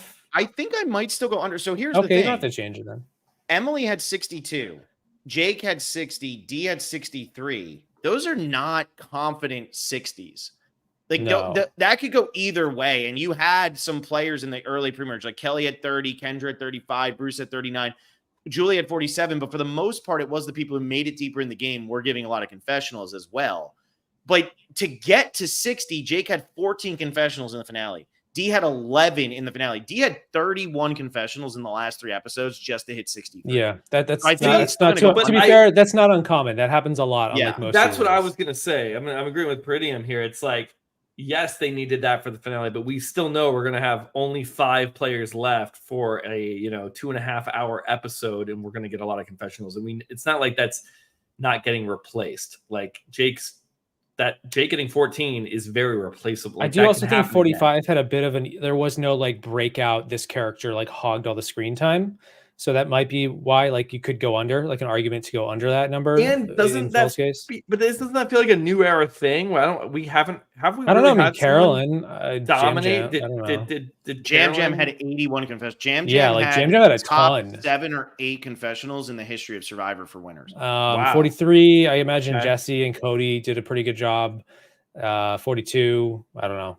But it felt like even in 43, like we were still hearing from like Carla, Cassidy, and even Gabler towards the end, and Owen. Like you're hearing from they don't have like 2 purple people in the finale anymore. Like they really try. I know Heather made it, Yeah, and they don't. Erica in the same season. Technically, you could argue both She of them. picked up, but she picked up. Erica picked up enough where she wasn't purple per se.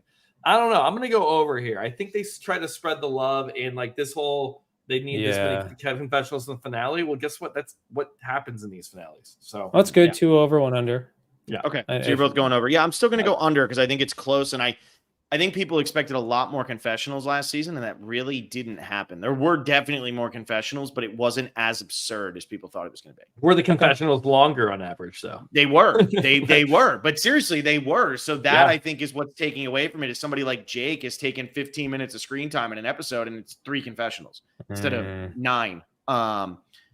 Anyway, next one. Okay. Over under 3.5 members of a single tribe to miss the merge. Now I'm talking when Jeff says they're merged. Yeah. That whatever final 13 where J Maya went home, even though every single person was sitting there, it doesn't count. It's when the whole tribe has the buffs. Yes. Oh, okay. Yes. So J Maya doesn't count. Okay. So J Maya did not. She would count as not making the merge. She She didn't count. Yeah. So you're talking like Sydney didn't make it.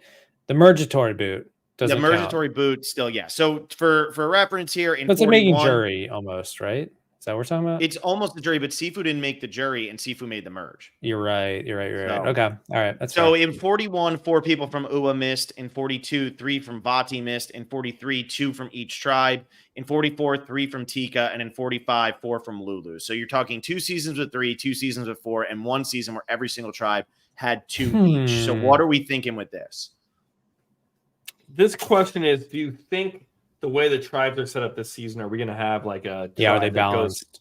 Are they going to go to tribal a bunch? Are we looking at the Lulu Losers 2.0 Right. or 4.0? I don't know. UA sort of started that trend They with did. 4. I kind of want to say under, say 3. I feel like we're due for more balance. I don't know. There's no, I have no idea what I'm talking about when I say that. It just feels like losing 4 from one tribe just Feels I like a don't know. lot. Yeah, it feels like a lot. I know what happened with Lulu. To be fair, like 2 of them kind of quit. It's like, what are the odds Yeah. on one tribe? Will, what do you think? UA blew it, but I don't know. Ooh, was rough. I don't know. The tribes haven't felt as even in recent seasons, though. So I don't That's know. true. Weirdly, I don't know. Yeah, it's tough to get. Yeah, to lose 4 out of 6. Baca. Oh no, Baca lost one. No, They lost one, and then Ellie. They lost Ellie. Yeah. Lost two. So it's like 3 feels under. Yeah, 3.5. You could go over. I think I'm leaning under in this one. Phil, you go and over. if I went to 2.5, we'd all probably take the over, right? I would take the over. Yeah. Yeah, I would too. So I'm going to go under as well. So I think we're all going to go under, but then if it was 2.5, we'd all go over. So it's just a matter of, hey, Yeah. you might be the, Would you go over, Will, if it was 2.5? I think you have to, or because then you're asking for a perfect 2-2-2. Yeah. I would sooner go over 3.5 than I would go under 2.5. Yeah, me too. Yeah. But so we're all going under on that.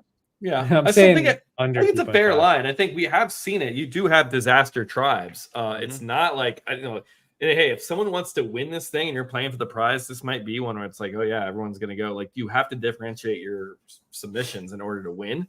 You have to have an outlier pick. It's like when you're doing March Madness pool. If you pick like all the number 1 seeds, like and that happens, you're nowhere because everyone does that. So you have to pick something against the chalk.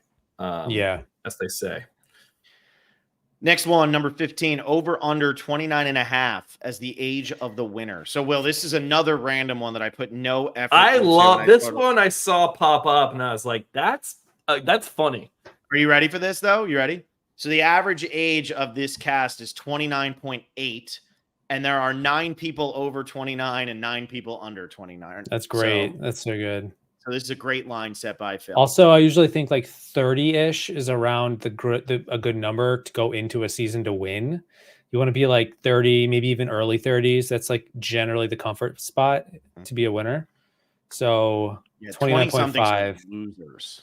Well, it was weird last season. The way you said that, that's how it came out. In season 45, I believe the first final tribal council ever, where all 3 participants were the same age. They were They were all 26. They were. Okay. And Katura was 34. People are saying Katura probably wouldn't have won even if she made it. Julie was 49. So, you had a little. But this is actually an older cast. Like in terms of we have 9 people over 30. That's an older cast for sure. I'm really torn on this one, and maybe I'll say my reasonings before I make my pick, and then let you guys go. But like, part of me wants to go under because Survivor feels like a young person's game, especially the new era. I don't know. It's very super fanny. It's very fast. That's why we saw 3 26-year-olds, get to the final 3. But the other part of me is like going through this cast when we did our cast assessment, Phil, it felt like we had a lot of people that were like 31, 32. So like if you take the over, it's not like you're saying, oh, I think someone in their 40s or 50s is going to win. It's just like, oh, I think they're on the north side of 29.5, which isn't, there's a lot of options for that. What's making this hard for me is like some of the people I really think are going to win: Hunter, Kenzie. Kenzie, I don't think is going to win, but Kenzie's going to go deep, I think.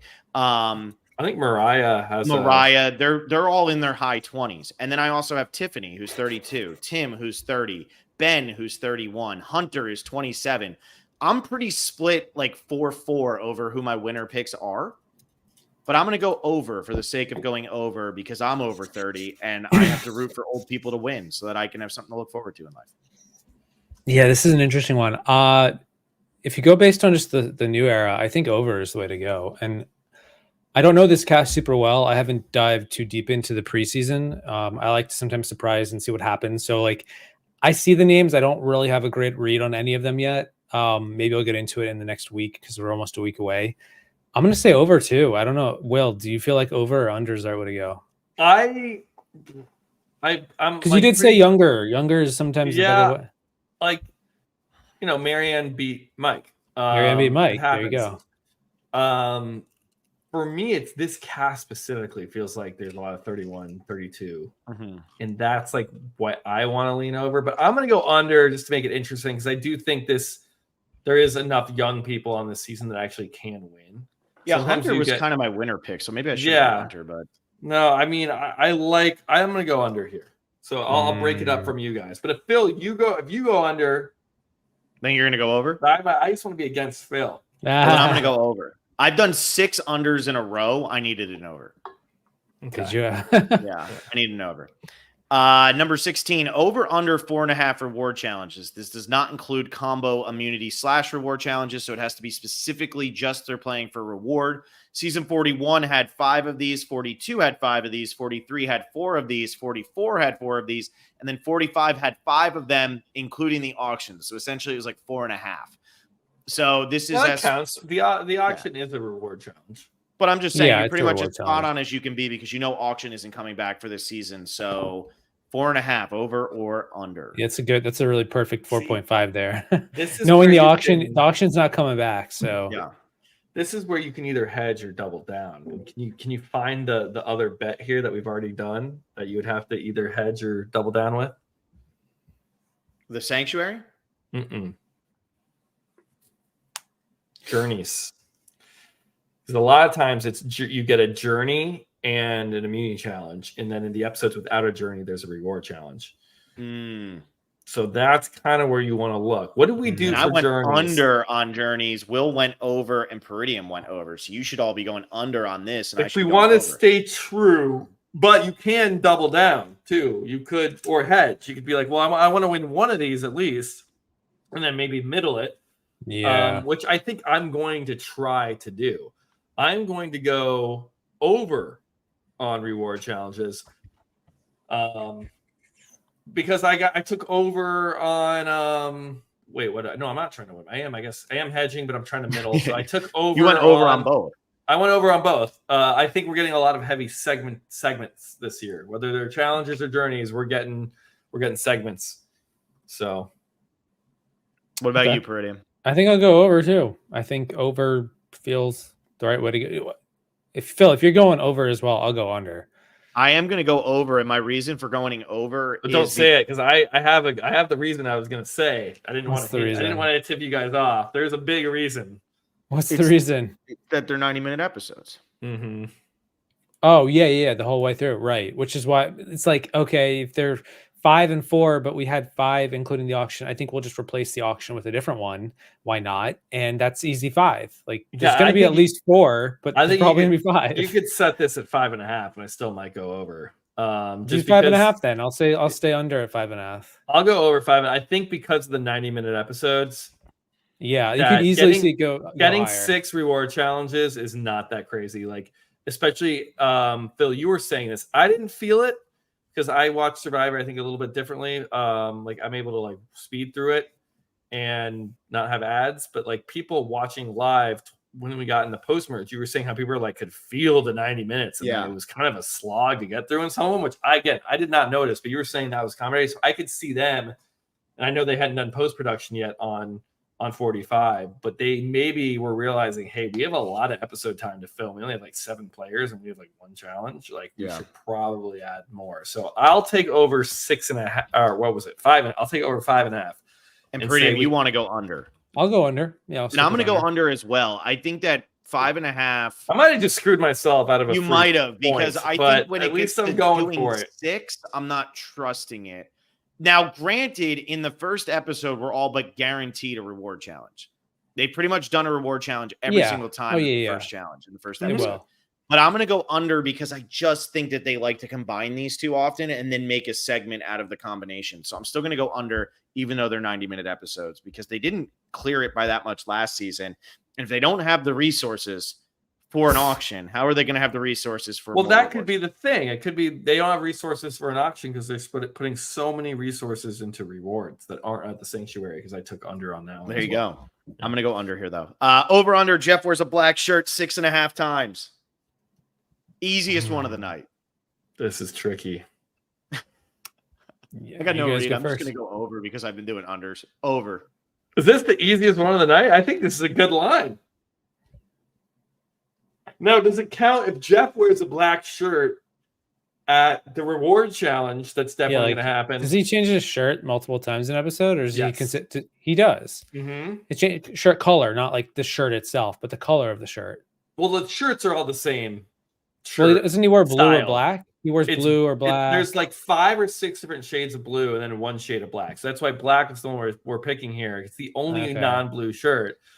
But if he could go black for a reward challenge, he doesn't wear black to tribal, right? No, it would only No. be at a challenge. It'll be at a challenge. I think I'm gonna go over. I'm gonna go over 6.5. I don't have a great reason other than maybe the 90-minute episodes, and this is going with there are going to be more segments, more rewards. There's more opportunities where he's going to be on camera, and thus needs to mix up the wardrobe more often. But I think 6.5 is about right. I imagine that he's probably worn a black shirt about 6 or 7 times each season. There you go. That sounds right. That's yeah. I mean, I don't know. Well, you're tracking the black shirts this season, by the way. Okay, that's fine.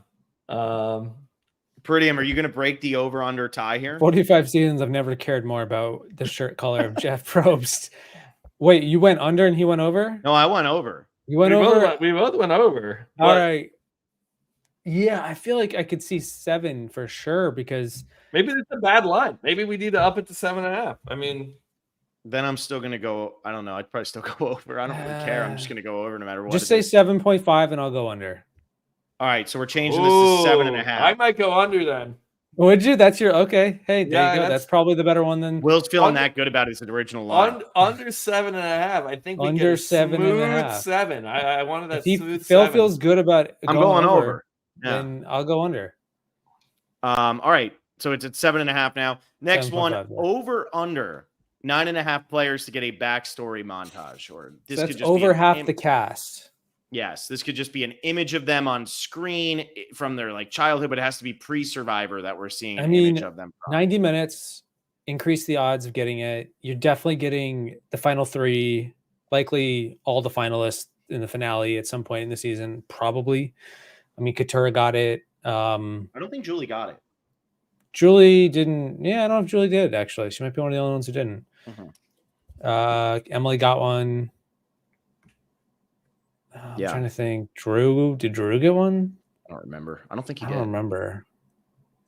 Did he? I feel like he might have. Anyway, 9.5. Is that just like over half the cast? How do you feel about that?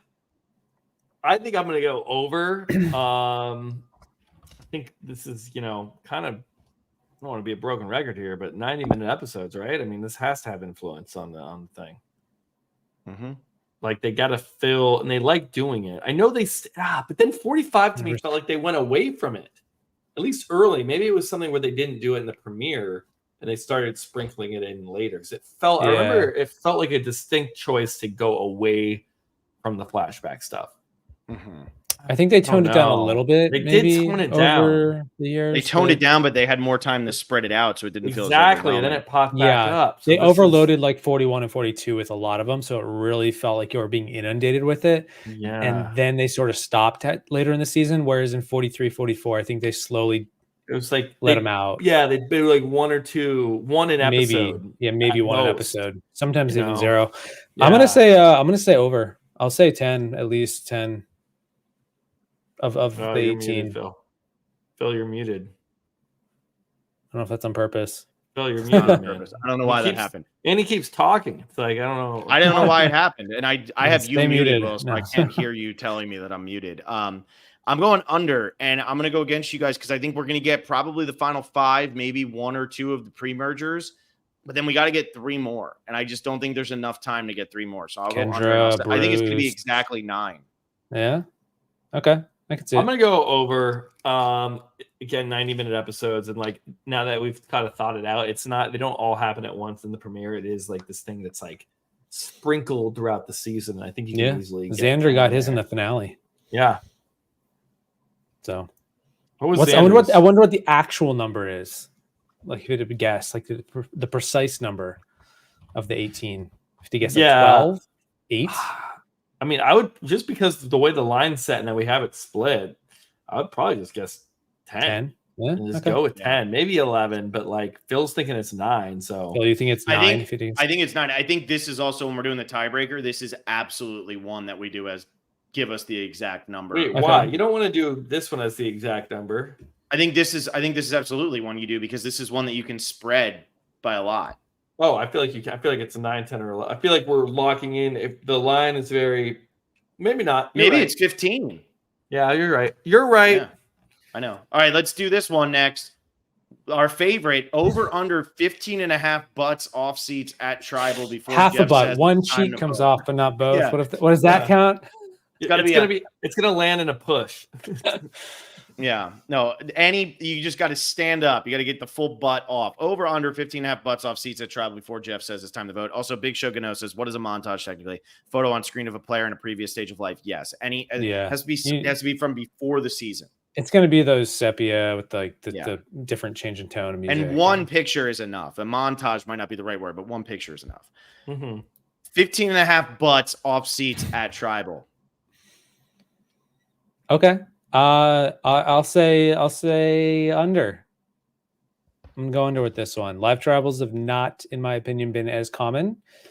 I feel like that's probably not much of an opinion as it's just like an observation. I feel like it happened a lot with 41, and then after that, it kind of fell off, and I don't remember it happening much, as far as I can recall. I'm with you here, Peridiam. I am like.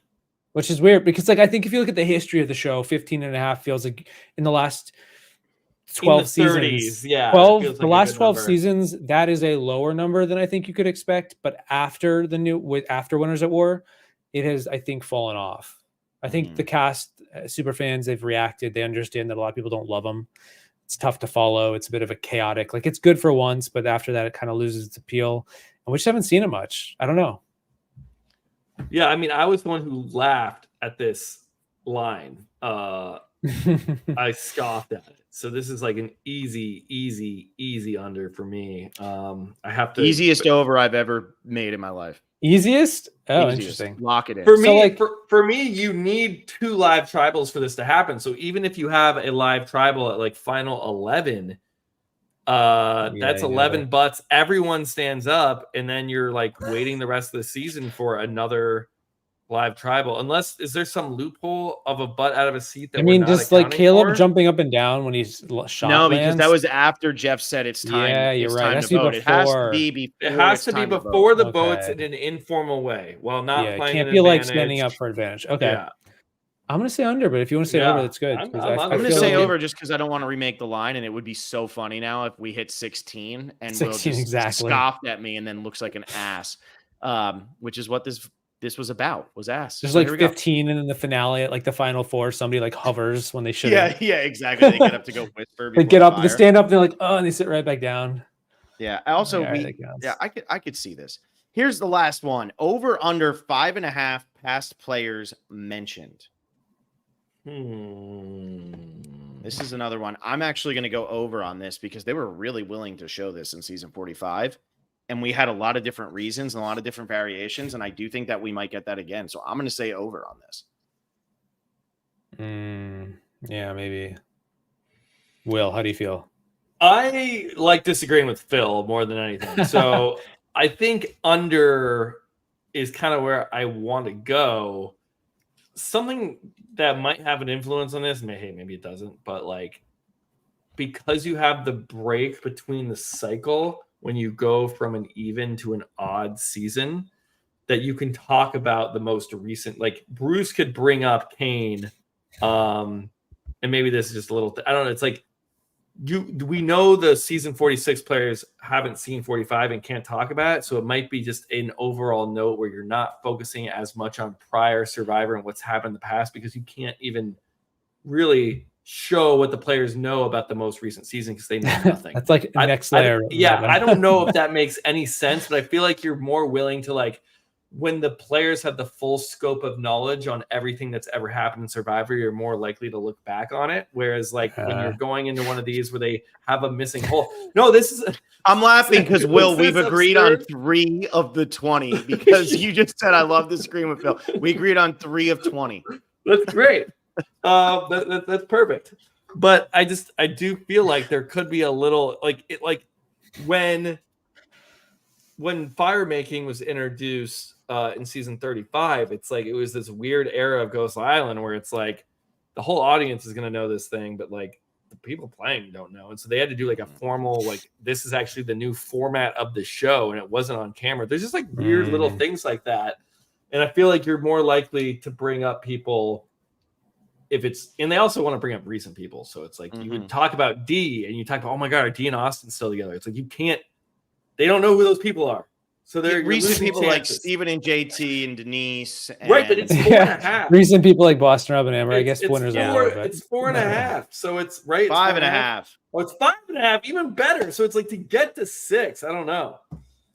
So you're out. You're going I'm under. out. I'm going under. I think it's a rare thing, and last season's an outlier, and I don't know, that dumb theory. It could be an outlier. I don't remember how much 44 or 43 did it. I know 45 did it a bunch, but I'm gonna say over. Yes. I'll just say over. Yeah, I just think it's nice when it's fun. I'm a survivor. You can call me a historian. I don't know what you want to call me. It's you are. amusing. That is literally it's amusing. You. You're right. It's amusing to see them bring up a montage comparing Rob and Amber to D and Austin. Yeah, and that just tickles me. So yeah, I'm just gonna say over, and we'll see what we get. But see now, if we get a showmance on this season, they're gonna bring up Rob and Amber. They can't bring up D and Austin. You're losing out on 2 potential names. That's true. That's true. That's but what I'm talking about. That's maybe we'll get a Keith and Whitney shout out. Ethan, I was gonna say, or Jamie and Eric. Why not? Jamie and Eric. There you go, man. Out Jamie and Eric. That's the number 1 showmance. That's my favorite. There's more showmances out there. Also, based on how weird the people were with who they said they would play the game most like, I think we're gonna get it. Like, are we gonna get a Shamar reference on this season? I would love to get the Shamar reference. I don't think those people. It'll coincide with the medevac. Somebody's gonna get sand in their eye, and they're gonna go back and go, this is just like with Shamar in season 26. the scratched eye. I don't think the editor, like the people even making the show, know who Shamar is. Yeah. No, they don't. All right, so we did the over-unders. Let's do 3 quick tiebreakers here so that I can have this official so that we know. And this is going to be in order of importance. So if your first tiebreaker is the closer one, you get it. That's how it'll work. So the answers to these are going to be numbers. You have to give a number as your answer. Whoever's the closest to the number gets it. If you both put the same number, then we go down to the next tiebreaker if you're both the same distance away. So I have 3 of these. There's no way it's still going to be tied after 3. So what do you want to do as the first one, Will, as the most important one? I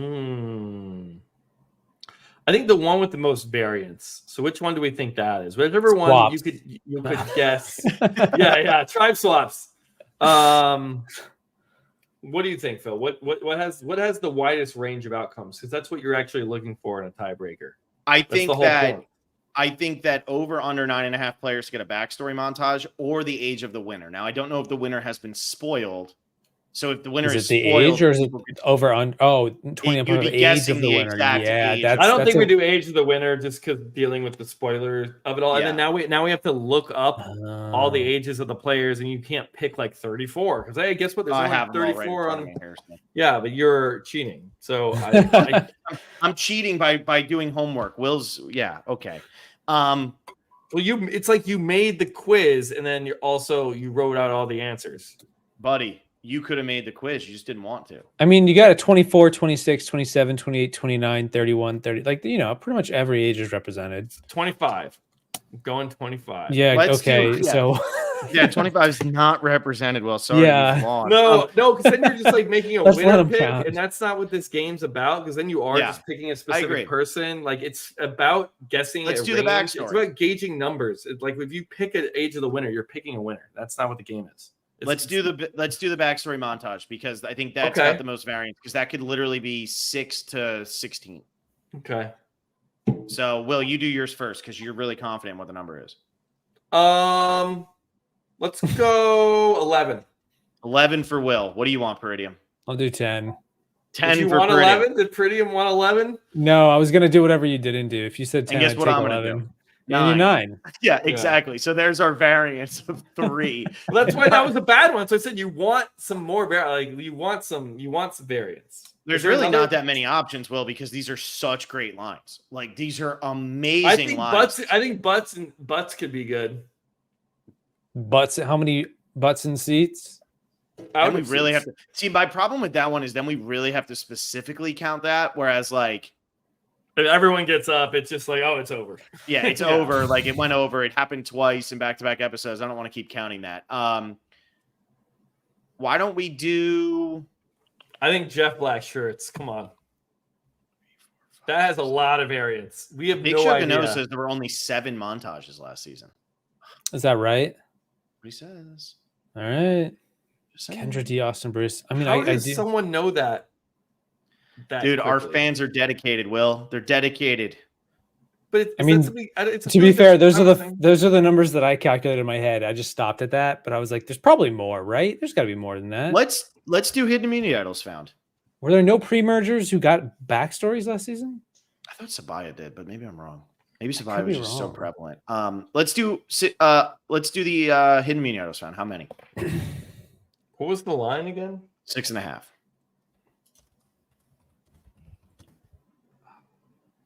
I'll go 5. Actually, I shouldn't go yeah. first. I was I going to say should go 45 probably didn't have that many pre-merge backstories because it's like, look who you're talking about. Hannah, Yeah, Sean. Brando. Sorry, Brando. I know. And talked to Brandon. Brando. And Brandon and J. Maya. So I don't know. Anyway. I'll go first on this one because I was the only one who went under, so this doesn't really change anything. I'm gonna go 6. Wait, no, I'm over. I'm the only one who went over. Sorry. I'm gonna go 8. That's what I'm gonna do. 8. 8. Holy 8. shit. Yeah, thank you. What is this for? How many hidden immunity idols will be found? You both went under. I went over, and I'm gonna say 8 as the exact number. Well, if I went under 5.5, I mean, Wait, it was 5.5, wasn't it 6.5? No, it's 6.5. no, 6.5. Yeah. Okay. Will made us go up, and then Yeah. he took Oh, me under. Like, I'm gonna take up. say. Yeah. I mean, what do you? I'd say 6. I think. That's perfect. I'll take 5. I think 5. Okay. Now, Yeah, Will, for 6. this last one, can we do how many confessionals will the winner have? Sure.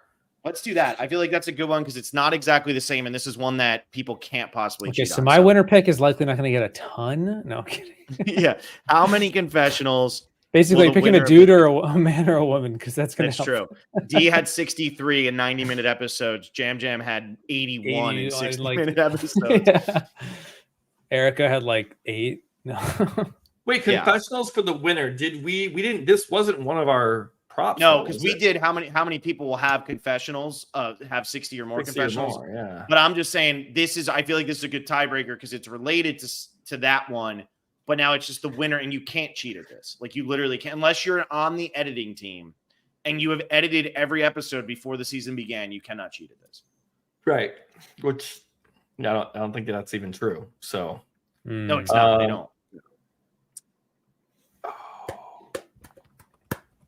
I'll go. I mean, can I go? Or we Yeah, just go toss for it. out?